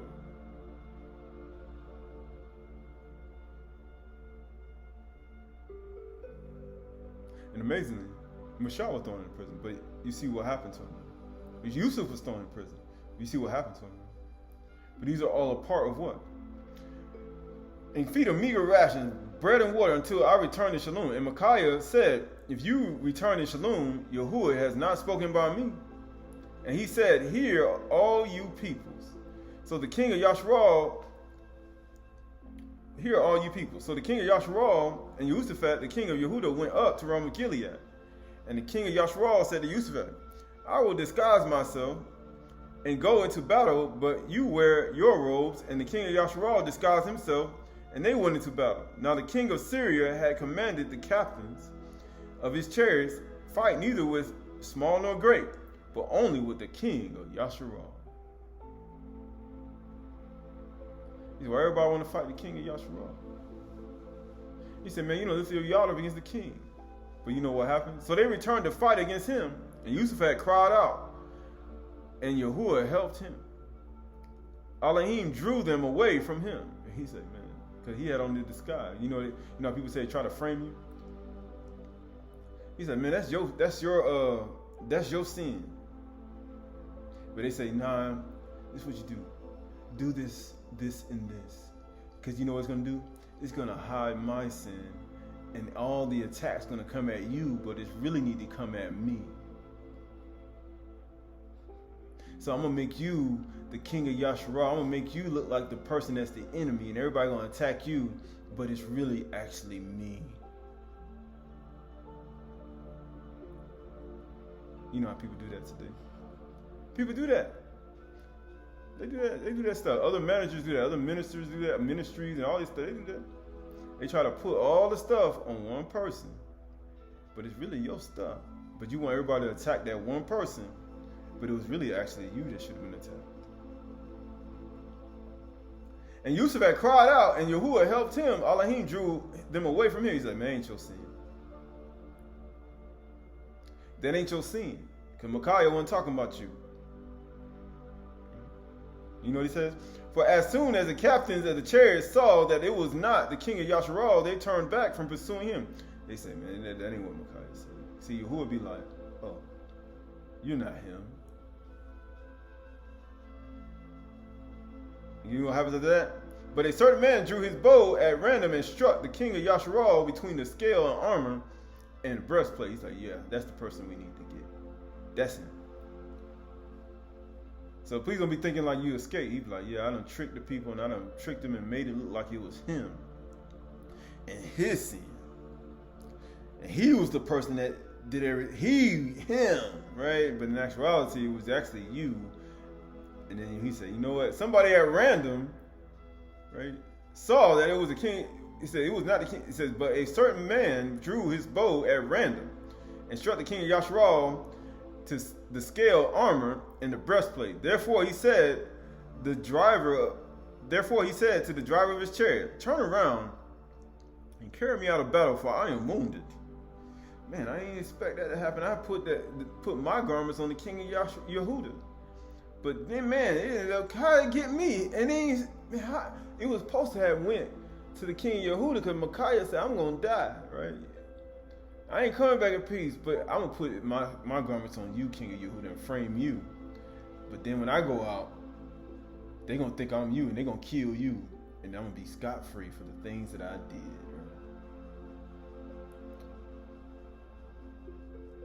And guess what happened? Therefore he said to the driver, turn around and carry me out of the battle, for I am wounded. And the battle continued that day. And King Yasharal was propped up on his chariot facing the Syrians until evening. Then at sunset he died. You know what I'm saying? He said, I'm going to avenge all disobedience. He said, you're going to get it. You're going to get punished. He said, Yahuwah already spoken to my God. He said, throw him in prison. Give him nothing but bread and water. That's what they did. Until I come back in peace. He said, if I come back in peace, Yahuwah ain't spoke to me through me. Hey, King of Yehuda, put on my garments, right? And then I'll put on yours, and we go into battle. Trying to get somebody else killed for your stuff. And people do that. But these are all a part of what? The schemes and plots of men. But at the same time, right, this is the book of Matthew. We almost finished. Matthew or Luke. Go to Luke. Luke chapter 16 and verse 1. Luke chapter 16 and verse 1. Luke, or 16 and 1. He also said to his disciples, there was a rich man who had a manager. Right? There was a rich man. He had a manager. And charges were brought to him that this man was wasting his possessions. Man, they done brought up charges. King of Yasharal. Right? And he called him and said to him, what is this that I hear about you? Turn on account of your management, for you can no longer be manager. He said, put him in prison. Give him nothing but bread and rations till I come back in shalom. He said, if you come back in peace, Yahuwah has not spoken by me. He said, you're not going to be manager after this day over with. You're not. And the manager said to himself, what shall I do since my master is taking away the management away from me? Hey, King of Yehuda, put on my garment and I'll put on yours. Because he was trying to keep his job, his management role. I am not strong enough to dig. I am ashamed to beg. I have decided what to do, so that when I am removed from my management, people may receive me in their houses. So summoning his master's debtors one by one, he said to the first, how much do I owe my master? He said, 100 treasures of oil. He said, take your bill and sit down and quickly write 50. Then he said to another, how much do you owe? He said, 100 measures of wheat. He said to him, take your bill and write 80. The master commended this honest manager for his shrewdness. Throw him into prison and give him nothing but bread and water till I come back, and I come back in peace. Right? You know how it is. For the sons of this world are more shrewd in dealing in their own generation than the sons of light. And I tell you, right? Going over to, here we go. Let's keep going. And I tell you, make friends with yourself with means of unrighteous wealth, so that when it fails, they may receive you in their eternal dwellings. One who is faithful in a very little is also faithful in much. If a man be rich or poor, and you have a good heart toward Yahuwah, he'll always have a cheerful countenance as a good manager. Guess what? He said, one who is faithful in very little is also faithful in much. And one who is dishonest in very little is also dishonest in much. It doesn't matter. If you have not been faithful in the unrighteous wealth, who will entrust you with true riches? He said, why would I entrust you with true riches? He said, when you can't even manage the little bit that I gave you, both male and female. And if you have not been faithful in that which is another's, who will give you that which is your own? So you have to be faithful with things that's not yours. in order for you to get your own. No servant can serve two masters. Either he will hate the one and love the other, or he will be devoted to one and despise the other. You can't. You cannot serve Elohim and your finances and your money. Why? Because your money, if your money outweighs your just behavior and how you should conduct yourself as a manager, then guess what? Who cares how good of a manager you may perceive yourself to be? Who cares how good of a manager of your household when you have a terrible attitude in your household?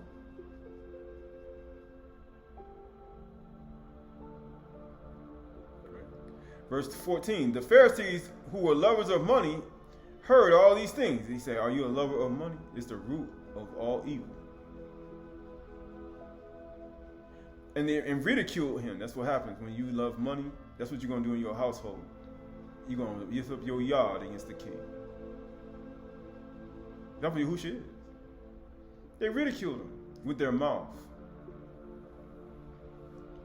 And he said to them, you are those who justify yourselves before men. Because that's what people do. But Elohim knows your hearts. For what is exalted among men is an abomination in the sight of Elohim. What should be exalting? Because righteousness exalts a nation. But sin is a reproach to any people. So if your household ain't full of righteousness and kindness and love, if your house ain't full of doubling people's life and doubling their lifespan, if your house is not full of that, he said, what? He says it's an abomination. Your whole managerial role is an abomination. The law, it says the law of the Nabi were unto Yochanan. Since then, the good news of the kingdom of Elohim is Qalalah, priest, and everyone forces his way in to it. They forced their way into the kingdom. Isn't that what they were doing, trying to get the son of Bikri out? Beating on the door. Everybody trying to force their way in, right? But you know what happened when he said, but it is easier for Shamayim and earth to pass away than for one jot of the Torah to become void. He said, you ain't getting in. You know how people say, I don't got to obey that. I ain't got to do that, but yet you trying to force your way in? I'm of a peaceful and faithful in Yahshua. I'm of a peaceful and faithful in Yahshua, right? So this is the book of Deuteronomy, chapter 24, verse 28 and 45. It says, all these Qalalah shall come upon you, this curses, and pursue you and overtake you till you are destroyed. That's what Shaul said. I ain't come to destroy nobody.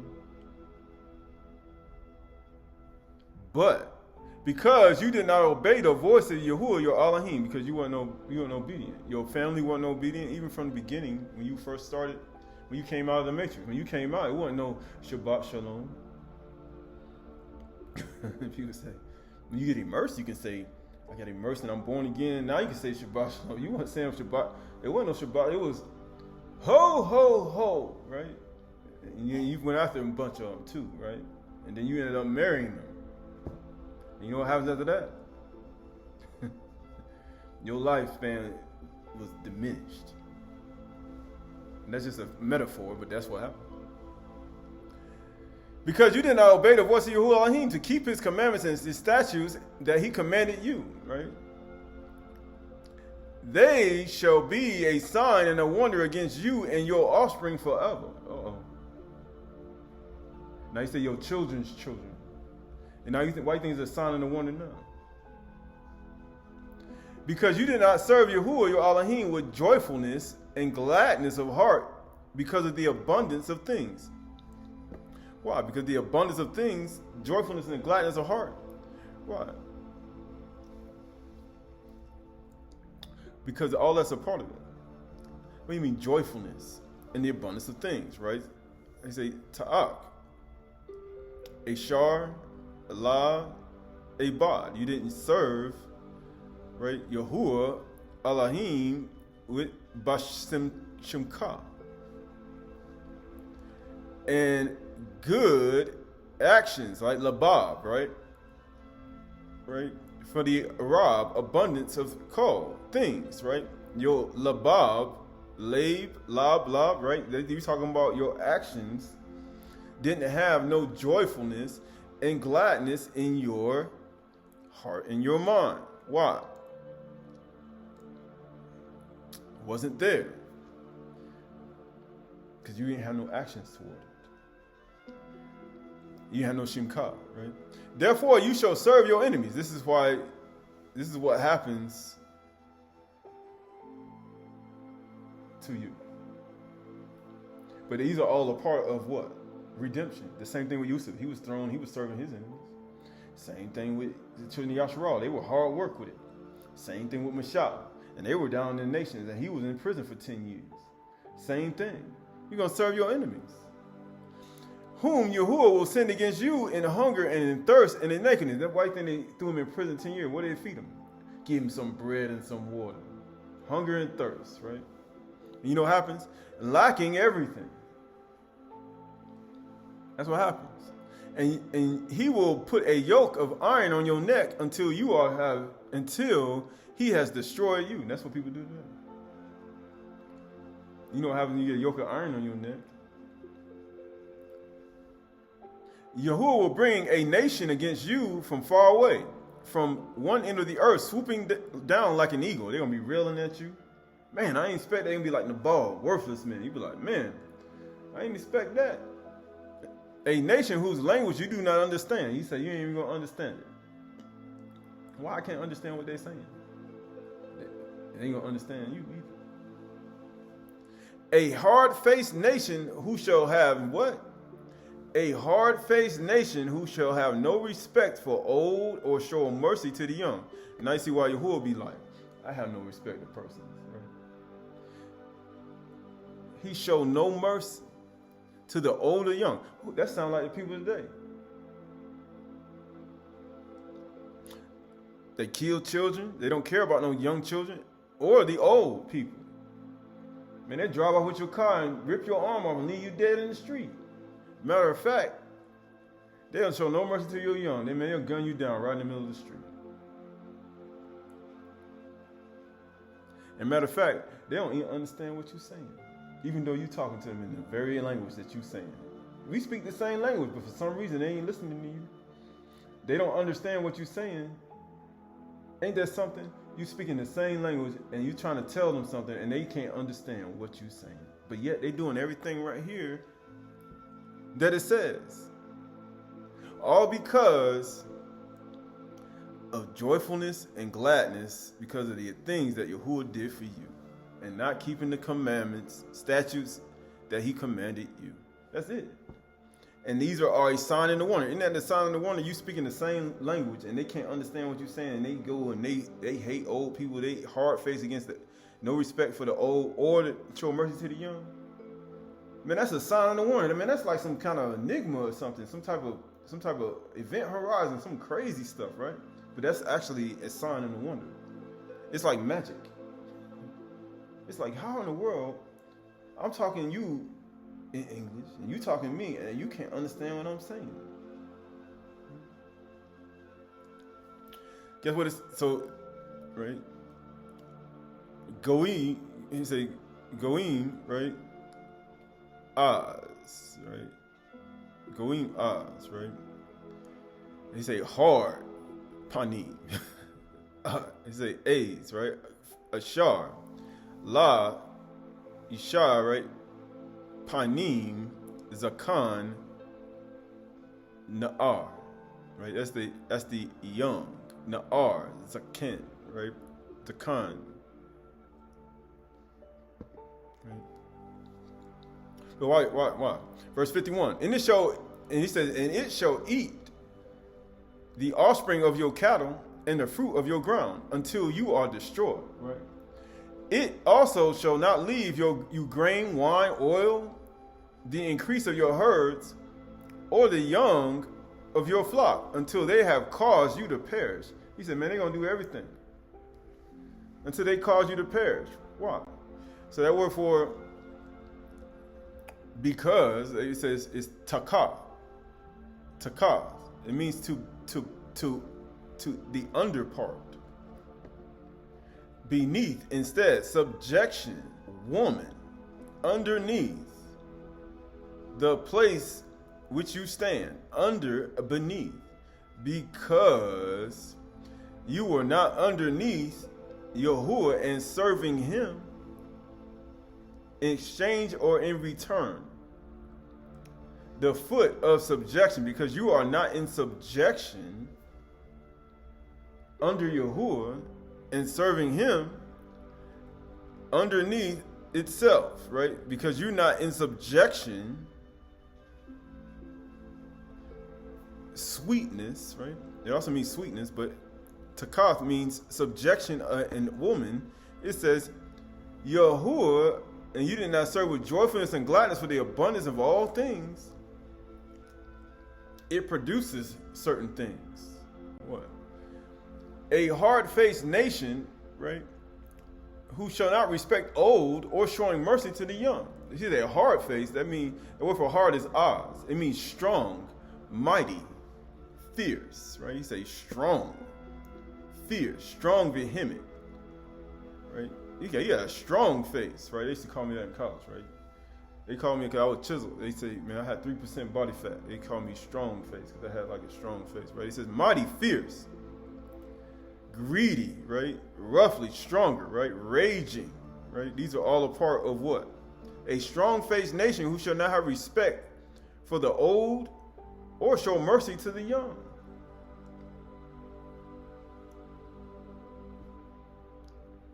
You say, why? Because that's all a part of it. You say a hard-faced nation, they don't even have no respect for the young or the young. Right? So this is the book of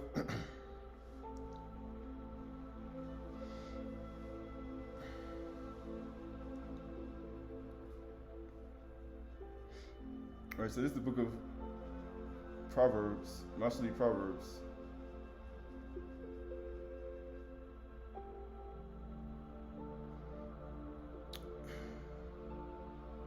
Mostly Proverbs chapter 10, verse 1. Mostly Proverbs chapter 10 and verse 1. Mostly Proverbs chapter 10 and verse 1.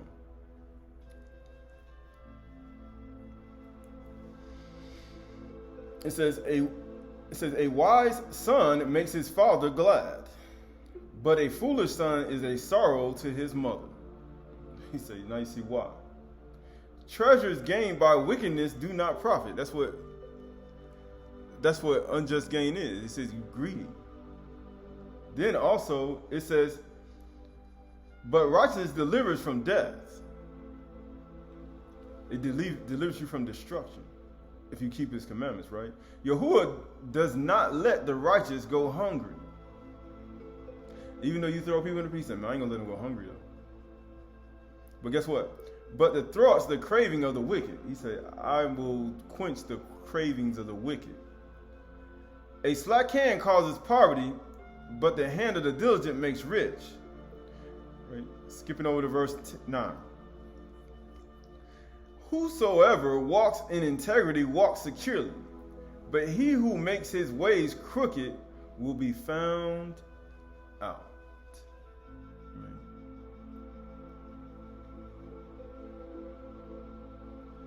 That's what's going to happen. That's what's going to happen. This is the book of Zechariah 8, 9. Book of Zechariah chapter 8. Right? And 9. This is what Yahuwah Almighty says. Now hear these words. Let your hands be strong so that the temple may be built. This is also what the Nabi'im said who were present when the foundation was laid for the house of Yahuwah Almighty. Before the time, there were no wages for people or hire for animals. No one can go about their business safely because of their enemies, since I have turned every one against their neighbor. I mean, they ain't got no respect for old or young. But now I will deal with the remnant of this people as I did I will not deal with the remnant of this people as I did in the past, declares Yahuwah Almighty. The seed will grow well, the vine will yield its fruit, and the ground will produce its crops, and the Shamayim will drop their dew, and I will give all these things as an inheritance to the remnant of this people. Just as you, Yehuda and Yasharal, have been a curse among the nations, so will I save you, and you will be a Barak. Do not be afraid, but let your hands be strong. Why? This is what Yahuwah Almighty says. Just as I have determined to bring disaster on you, and show you no pity when your ancestors angered me, says Yahuwah Almighty, so I have determined to do good again to Jerusalem and Yehuda. Do not be afraid. These are the things you are to do. Speak the truth to each other.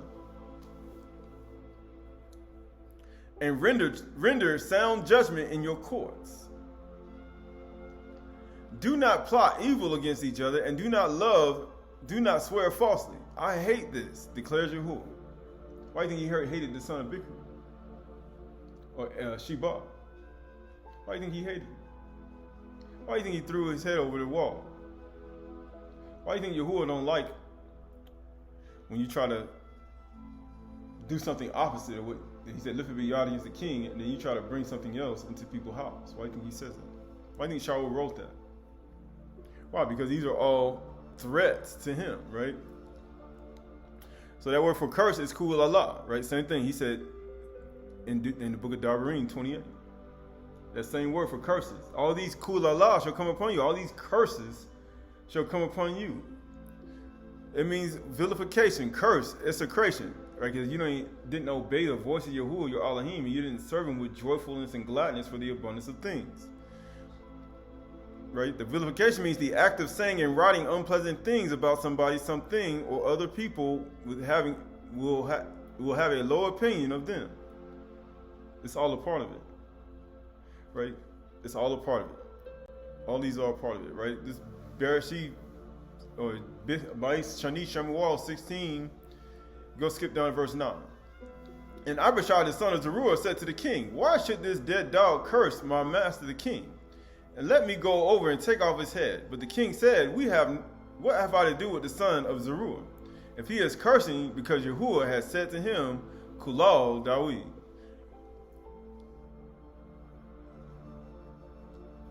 Who then shall say, what have I done? Why have I done so? And Dawid said to Abishai and to all his servants, behold, my own son seeks my life. How much more now this Benjamin? Leave him alone and let him curse Qahalath, for Yahuwah has told him to. Wasn't the son who blew the teruah, wasn't he in Benjamin too? And he ran into the city, and the wise woman threw his head over the other side. He lifted up his yard against the king. There's a reason why the last son had a lot of problems. People have no idea, right? It may be Yahuwah will look on the wrong done to me, and that Yahuwah will repay me with good for his Qalalah. So Dawid and his men went on the road, while Shimei went along on the hillside opposite him and cursed as he went, and threw stones at him and flung dust. They started throwing things at him again, still. And the king and all his people were with him, arrived weary at Yarden, and they refreshed themselves, right? Why? Because this is all a part of it. But going Ephesians 4, skipping down to verse 23 again. And be renewed in the ruach of your minds, and put on a new self, created in the likeness of Yahuwah in true righteousness and Kudash. Right? I used to go to verse 17. Yeah. Ephesians 4:17. Now this I say and testify in the Master, that you must no longer walk as the Goyim do, in the futility of their minds. They are darkened in their understanding, alienated from the life of Elohim because of the ignorance that is in them. Due to the hardness of their heart, they have become callous and have given themselves up to sensuality, greedy, or to practice every kind of impurity. But that is not the way you learned Mashiach, assuming that you have heard about him and were taught in him, as the truth is in Yahusha, to put off the old self which belongs to your former manner of life. You read all in Sirach 26, it's a former manner of life. In the corrupt through your deceitful desires. And be renewed in the ruach of your minds, and to put on the new self created after the likeness of Yahuwah in true righteousness and Kudash. right? That word for minds is nous. The intellect that is in the mind, divine human thought, feeling, will, and understanding. Why? Because Yahuwah know you're dust. He already knows that. He already know you dust. Right, it's the book of Tehillim, Psalm 62, 1-8. For Elohim, Yahuwah alone, my soul waits in silence. For him who comes my salvation. He alone is my rock and my salvation, my fortress. I shall not be greatly shaken. How long will you attack a man to batter him, like a leaning wall and a tottering fence? Then they only plan to thrust him down from his high position. Right? It's the same thing when he did Yahushua Mashiach. That's why he sent his son of Sheba, son of Bikri. He said he lifted up his yad against the king, the Malak. Why? They want to take him from his high position. Right? Because nobody wants to serve Yahushua Mashiach. They take pleasure in falsehood. They do. They take pleasure in it. It becomes like their pleasure world that they created. They barak with their mouths, but inwardly they curse. They Qalalah. They curse you. They barak. They show much love with their mouth. He said, but their hearts are far from you, as Yakaziah wrote. They show much compassion and they say much things out of their mouth. He said, but you're like one who sing a lovely song on an instrument. He said, but they hear your debar, but they're not going to do it. Verse 5, for Elohim, Yahuwah alone, oh, my soul waits in silence. For my hope is from him. He said, my hope from him, not from no human being. Why? Because he only is my rock and my salvation, my fortress, and I shall not be shaken. Why? On Yahuwah rests my salvation, and my kabod, my mighty rock, and my refuge is Elohim Yahuwah. Trust in him at all times. O people, pour out your heart before him. Yahuwah is a refuge for us, right? So that word for inwardly is Qalalah. It means in the midst. But inwardly, they curse. Physical sense, as a seat of thoughts and emotions, nearest part in the center, in the inner thought. Why? Because they say reckless drivers. Why? Because the reckless drivers, they curse within, right? That's what they do. They have no what? Regard for persons or property, right? That's why they covet your neighbor's house, your wife, your manservant, your maidservant, anything you own. They have no regard for it, and they like reckless drivers with their mouth because they don't care, right? And these are all part of the inward man because it's a part of them. And as long as it stays a part of them, he said, watch out for accidents. Right? 2 Samuel, Shani, Shamuel 23, 1-7. Now these are the last words of Dawid, the oracle of Dawid. He on the deathbed. The son of Yeshai, the oracle of man who was raised on high. The anointed what? Of Elohim, of Yaakov, the sweet psalmist of Yashral. The Ruach of Yahuwah speaks by me. His word is on my tongue. The Elohim of Yashral has spoken. The Rock of Yashral said to me, when one rules justly over men, ruling in the fear of Elohim, just like that woman we read in Sirach 26, in the order in her house, she's just like the sun rising. Because you fear Elohim. He dawns on them like the morning light, just like that woman in her house. She said she extends the life of him double. Why? Because when you're shining the light in the ore, you're producing participation, that things that allow things to grow continually and to bear fruit in your household as a manager. But when you're doing things opposite, it becomes, and it turns into something totally different. And it says, he dawns on them like the morning light, like the sun shining forth on a cloudless morning, like rain that makes grass to sprout from the earth, right? He say matar dasher, right? Matar dasher, grass to sprout. It makes the grass sprout. Right? That's what it does. Verse 5. It says, for does not my house stand so with Elohim? For he has made me with me an everlasting covenant, ordering in all things and secure. For will he not cause to prosper all my help and my desire? He said he's going to cause to help my help, prosper, my help, and my desire? Who was the helper of Adam?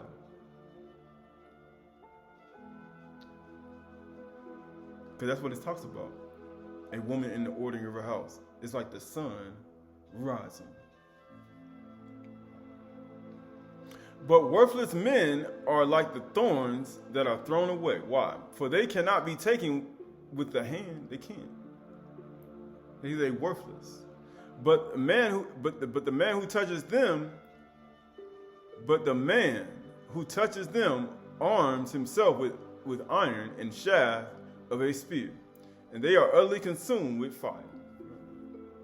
They are utterly consumed. Right? So that word for rising is the rock. I think the word for shining is a rock. It means to come forth, to break out. He dawns on them like the morning light, the sun shining forth on a cloudless morning. He says to rise, to shine forth, to break out, to shine, to irradiate, right? To come forth, to dawn, right? To shine up, to dawn. Why? This is 1 Thessalonians 5:12 through 22. 1 Thessalonians chapter 5:12 through 22. We ask you, brothers and sisters, to respect those who labor among you and are over you in Yahuwah and admonish you. Why? Because he said they don't have no respect for the old and the young. All right, we read that. Why? Because they didn't keep the commandments. He said all these curses, Qalalah, going to come upon you when you don't do it. And to esteem them very highly in love because of their work, because of what they do. Right? It's a work. Be at shalom among yourselves. And we urge you, brothers and sisters, admonish the idle. Right? These are people who are idle-minded. Encourage the faint-hearted. Help the weak and be patient with them all. Well, he's saying be patient. That's one of the fruits of the Ruach. You got to be patient. See that no one repays anyone evil for evil. Right? That's why you want to throw nobody's head over the wall. But still, it's just showing you the understanding of what needs to be thrown out of you. That's why the city represented, she said, I have faithfulness and I have peace inside of my city. But there's something else inside of my city too that need to be thrown out. And that's rivalries. That's what the son of Victory represented, Sheba. He represented rivalries. Because he lifted up his hand against the Yahushua Mashiach. Rivalries need to be thrown out of your house. Competition needs to be thrown out of your city. Because if you don't throw rivalries and competition out of your city, you're going to always have Satan beating at your door. Which he's always at the door, though. See that no one repays anyone evil for evil, but always seek to do good to one another and to everyone. Now you see why. People say, why you got to be good to everybody? Rejoice always, pray without ceasing. Why? Because if you don't pray without ceasing, you already know what's going to happen.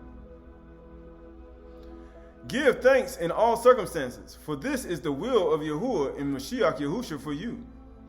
Do not quench the Ruach. You quench something, Ruach is a fire. Do not despise prophecies. People, Nabu. But test everything. Why? Because most people ain't going to test everything. Hold fast to what is good. Because you're going to eat the fruit of your well.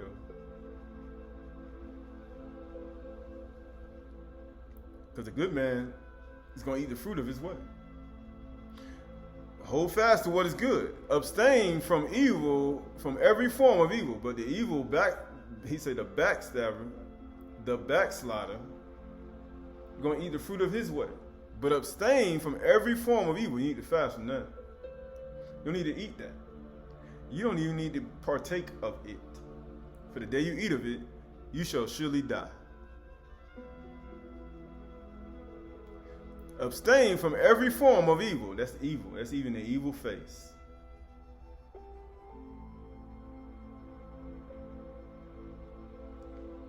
He say hard. These people hard-faced. They hard. Oz, right? They hard-faced people who don't have respect for the old or young. They face evil. He said, abstain from your evil face. Right? Even evil eye, right? This is James, your code, 4, 8 through 10. Draw near to Elohim, and he will draw near to you. Cleanse your hands, you sinners, and purify your hearts, you double-minded.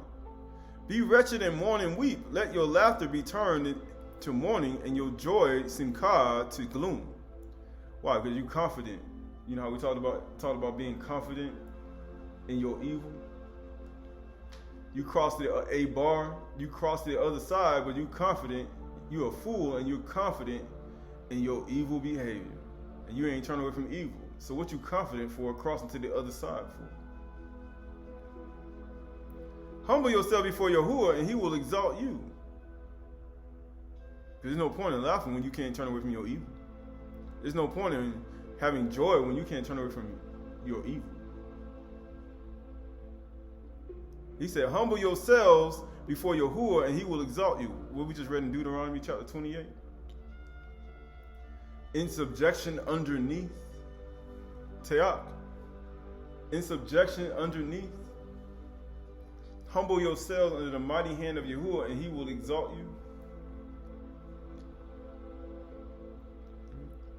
This 1 Peter, Aleph Kaf, 1:5 says 1 through 7. So I exhort the elders among you as a fellow elder and a witness of the suffering of Mashiach, as well as partaker of the kabod that is going to be revealed. It says, shepherd the flock of Elohim that is among you. He said, be a good manager, exercising oversight, not under compulsion, but willingly, as Elohim would have you, not for shameful gain, but eagerly, not domineering over those who are in your charge, right? He said, not even domineering. Don't dominate. Domineering over those in your charge, but being examples to the flock. You ain't supposed to dominate over nobody. That's good managers. That's the very same thing in the household. These are all good managers. And when the chief shepherd appears, he's a chief manager, the one who over the whole vineyard, you will receive the unfading crown of kabod. What good is a crown of kabod when you can't turn away from evil? What good is your crown? Likewise, you who are younger, be subject to the elders. Now you see what Davarim said, man, you got these hard-faced, Az Panim people. To what? They show no respect for the old or for the younger. That's why they have no respect. These hard-faced people, these shepherds, the elders don't have no respect for the younger, nor they domineering over the younger, and then the younger are hard-faced, and then what? They don't respect the older. But that's all based upon what? Not keeping the commandments. Has nothing to do with anything else. Likewise, you who are younger, be subject to the elders. Clothe yourselves, all of you, with humility. That's why we're talking about this so much. He said, why are we talking about Sanah, Anua, Anah, Shafal, Shakah? Why? Clothe yourselves, all of you, with humility toward one another. Why? Because you ain't got no humility toward another, then guess what happens? Well, you think when it says younger, you think that's just talking about males? It's talking about male and female. For Elohim opposes the proud, but gives con to the humble. He said, man, why are all these curses, Qalalah, come upon you? Because of your behavior. That's why it's written about you. Humble yourselves, therefore, under the mighty hand of Yahuwah, right? Underneath the hand of Yahuwah, underneath his hand, just like Davarim 28 said. All these curses gonna come upon you, Qalalah gonna come upon you, because you didn't keep the commandments and obey his voice. And you're going to be, many other things going to happen to you. You say hard-faced people going to come upon you. That's what happens to you. Hard-faced people. Aspanim, right? And they're going to come, and guess what happens? So at the proper time, he may exalt you because you're going to get thrown in prison. Why do you think he threw Yusuf in prison, threw Micaiah in prison? Why do you think he threw Mashah in prison? Why do you think all these things, people at a lower state? Why do you think EU was in the low state? Why do you think these people were in the lower state? Because it wasn't time for them to be exalted yet. That's why you're in a low state. That's why things get taken. That's why you get abased. That's why things don't happen for you. Because it ain't time for you to be exalted yet because you're not in the proper state of mind. Clothe yourselves, all of you, with humility. That's the whole point. I want to be a manager. I want to have a household. I want to have children. Clothe yourselves, all of you, with humility toward one another. That's how. And then at the proper time, he will exalt you and give you exactly what you want. Casting all your anxieties upon him because he cares for you.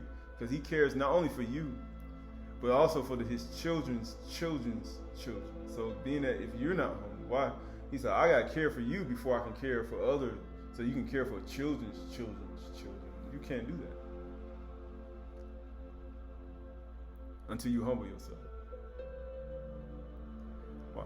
Because it's all a part of it. So you look at this 11th month is Kaf, Kefa. It means palm, leaf, productivity, fruitfulness. Right, so all these are a part of what? Teachings, reproducing, hollow hand, palm, leaf, powerful, handful. Spoon to open, right? Right, because Yahuwah got Yad and he had a Kaf, right? He said hollow hand, powerful handful, right? He got things to give too with that hand too. Humble yourselves, all of you, on the mighty hand of Yahuwah, and he will exalt you. He said he'll open up that Kaf to you. He said, here you go. Be fruitful and multiply. But his Yad on you right now, he say, why? Because I'm trying to get you humble. And then he puts out his Kaf and he has a handful, a powerful handful of stuff to hand to you. And amazing when you get to your lower state, man, I ain't got nothing. He said, man, exactly. So now when I give you something, now I can give it to you. You're empty-handed. But I got a powerful handful to give you a bunch of other stuff. But you're empty-handed now.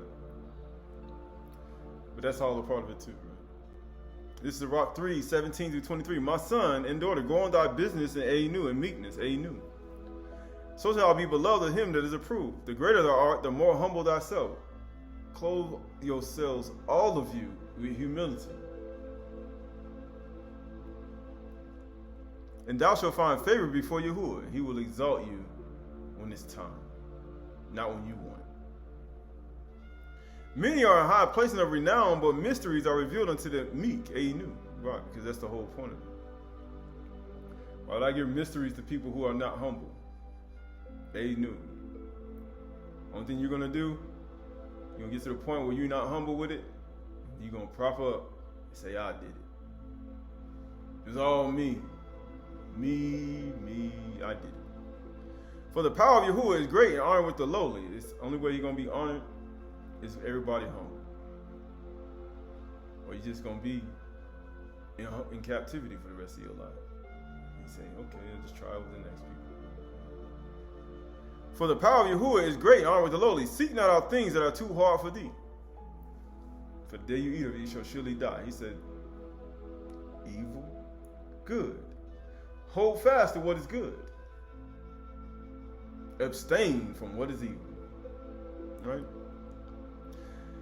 Neither search for things that are above thy strength. He said, there's a lot of information and knowledge out here, and it'd be above your strength level. A lot of people think they can carry it. I've been like, no, you can't.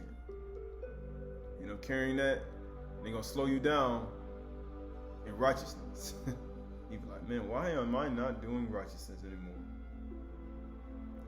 But what is commanded thee, think thereupon with reverence. For it is not needful for thee to see with thine eyes the things that are in secret. Be not curious in unnecessary matters.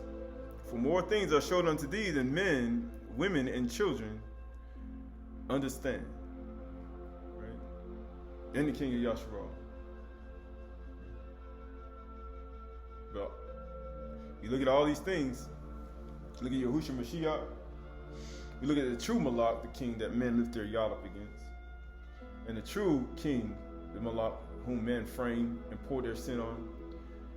The true Malak, because even when Yahushua was crucified, you had one, they said, you be a Malak of Yehuda, come down from the cross. If you be a Malak of Yasharal, come down from the cross. Not even knowing when they went to the battle, both the king of Yasharal and the king of Yehuda was at the battle. Not even knowing that the people who were cursing him, Qalalah, on the cross, did not even know what they were doing. And then eventually some random person just came and impaled him. He said, man, take me out of the battle. Knowing that being, that person, Yahushua Mashiach, who was a Malak of Yasharal and a Malak of Yehuda, was in the battle for you to save your life from your own sin. For even now, we look at ourselves, we look at our inward man, we look at our inward being as that being that needs to be redeemed, not with corruptible things, but with silver and gold. Not with silver and gold, nor with corruptible things, but with the precious blood of Yahushua Mashiach. Right, this is the book of Ezekiel chapter 28 and verse 1.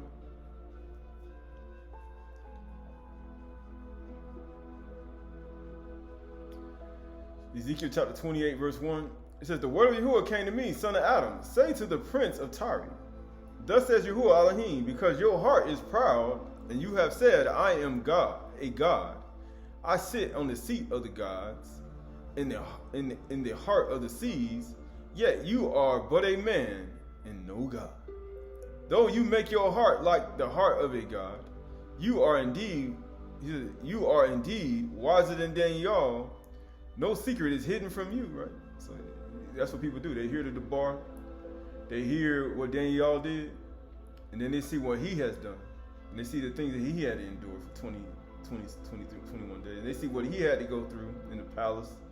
And they see all the trials, and you know what they do? We read the book, and then you say, you are indeed wiser than Daniel, right? You be thinking that. No secret is hidden from you. By your wisdom and your understanding, you have made wealth for yourself. And you start to be thinking, because you know you read the books, and you thinking, you said you have made wealth for yourself. You have gathered gold and silver into your treasuries, right? You say you got gold and silver now in your treasuries. It says, verse 5 says, by your great wisdom is your trade. You have increased your wealth, and your heart has become proud in your wealth. He said, now you don't got your stuff. Now you're saying you wiser than Daniel. Now you're saying you wiser, and you are God, you're Elohim, and you sitting as an Elohim. And then now, by your great wisdom in your trade, you have increased your wealth, and your heart has become proud in your wealth. And you know what happens? Therefore, thus says Yahuwah Elohim, because you make your heart like the heart of a God. Therefore, behold, I will bring foreigners upon you, the most ruthless of the nations, and they shall draw their sword against the beauty of your wisdom, and defile your splendor. He said, you know what that happens? They come and take it. Because your Elohim status, and your gold and your silver, and now you say you wiser than Daniel, man. I'm greater than Daniel. No secret can be hidden from me. But guess what happens? You shall die. Get what he says. They shall thrust you down into the pit. How you get out of there? And you shall die the death of the slain in the heart of the seas. He says, will you still say I am Elohim, Elohim, when you still do that? In the presence of those who kill you? Though you are but a man and no God, in the hands of those who slay you. You know what happens when you get in the hands of your enemies? You think they're going to acknowledge you as an Elohim? He said they ain't going to acknowledge you as your Elohim once you get in their hands. They ain't going to look at you like a regular human being. You shall die the death of the uncircumcised. He said, by the hand of foreigners. For I have spoken, declares Yahuwah Elohim. Moreover, the word of Yahuwah came to me, son of Adam. Raise a lamentation for the king of Tyre, and say to him, thus says Yahuwah Elohim, you were the signet of perfection, full of wisdom and in perfect beauty. You know what happens? That's what happens. Be humble, all of you. That's what he said. Clothe yourself in humility. Why? Because you are Elohim. But if you don't clothe yourself in humility, you'll find out Yahuwah going to judge in the midst of the Elohim. That's what he does. He judges in the midst of the gods. Because Yahushua said, isn't that written in your Torah? I said you were Elohim. Oh, so now you don't got your little gold and your silver, and you don't prosper. You're not joyful in gladness for the abundance of things anymore that Yahuwah has given you. Moreover, the word of Yahuwah came to me, son of Adam, raise up a lamentation of the king of Tyre, and say to him, thus says Yahuwah Elohim, you are a signet of perfection, full of wisdom and in perfect beauty. You were in Eden, the garden of Elohim. Man, you had all the stuff. Man, you was like the servant, Abad Shema. Every precious stone was your covering, man. You had all the stones. People don't know that either. They don't even know what that's about. Sardius and topaz and diamonds and beryl and onyx and jasper and sapphire and emeralds and carbuncle and crafted in gold were your settings. And your engravings on that day that you were created, they were prepared. You were an anointed guardian cherub. I placed you, and you were on the Kudash mountain of Elohim, in the midst of the stones of fire you walked. You were blameless in your ways from the day you were created, till unrighteousness was found in you. You say, till unrighteousness was found in you. And people say, how much unrighteousness has Yahuwah found in you? And people say, I ain't got no unrighteousness. He ain't talking about me. I'm just as righteous as you know.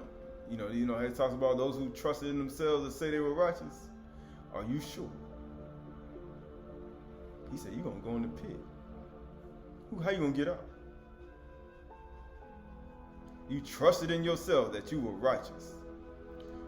And no unrighteousness is found in you, right? In abundance of your trade, you were filled with violence, right? You had all that unjust gain, commerce, and physical violence. In your midst, and you sinned. So I cast you as a profane thing from the mountain of Elohim, and I destroyed you. You know what Shaul said? O guardian cherub, from the midst of the stones of fire. Your heart was proud because of your beauty. You know how it is. That's why Shalom said, I desire Hakmah more than health and beauty. He said, what? You corrupted your wisdom for the sake of your splendor. I cast you to the ground. I exposed you before kings. This is what happens when Yahuwah take you down. I exposed you before kings to feast their eyes on you. Man, they can see everything about you. He said, who did that? Yahuwah did that. He said, you know what? Your enemies love it, though. In Yasharal and Yahuwah, they love it, too, when it happened to you. But by the multitude of your iniquities and unrighteousness of your trade, you profaned your sanctuaries. So I brought fire out from your midst. It consumed you, and I turned you to ashes on the earth. Right? He said, my bread is my ashes, and my tears is my drink. In the sight of all who saw you. You know what happens after that? All who know you among the peoples are appalled at you. He said, everybody knows what's happening about you. They all appalled. You know what happened? You have come to be a dreadful end and shall be no more forever. Verse 20. The word of Yahuwah came to me, son of Adam, set your face towards Sidon and Nabah against her, and say, thus says Yahuwah Elohim, behold, I am against you, O Sidon, and I will manifest my kabod in your midst. And they shall know that I am Yahuwah when I execute judgment in her, manifest my kudash in her. And I will send pestilence into her, and blood in her streets, and the slain shall fall in her midst. But by the sword that is against her on every side, then they will know that I am Yahuwah.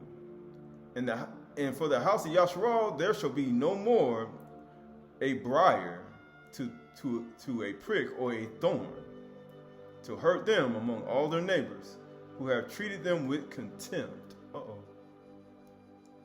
These are they who trusted in themselves they were righteous, and they treated others with contempt. They will know that I am Yahuwah Elohim. He said, why? This is Proverbs chapter 20, 18. Proverbs chapter 18, verse 1. Actually, no. Proverbs chapter 24 and verse 1.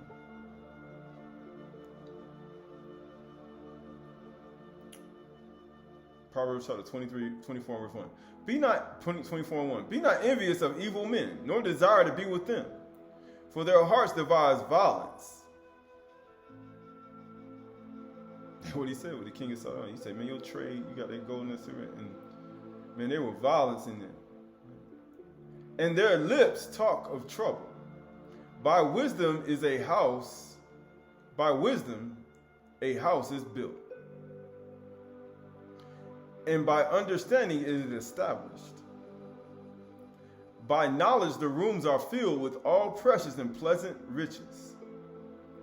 Take my instructions instead of silver, and knowledge rather than gold. A wise man is full of strength. A man of knowledge enhances his might. For by wise guidance you can wage your war. And in the abundance of counselors, there is victory. Right, this is the last thing. Wisdom is too high for a fool. You know what a fool does? They cross to the other side, a bar. They conceal a bar. But guess what they do? They confident in their evil ways. And they think crossing over the other side and not turning away from evil and trusting or patak in that is actually going to be their confidence. And it's not. Verse 7, wisdom is too high for a fool. In the gate, he does not open his mouth.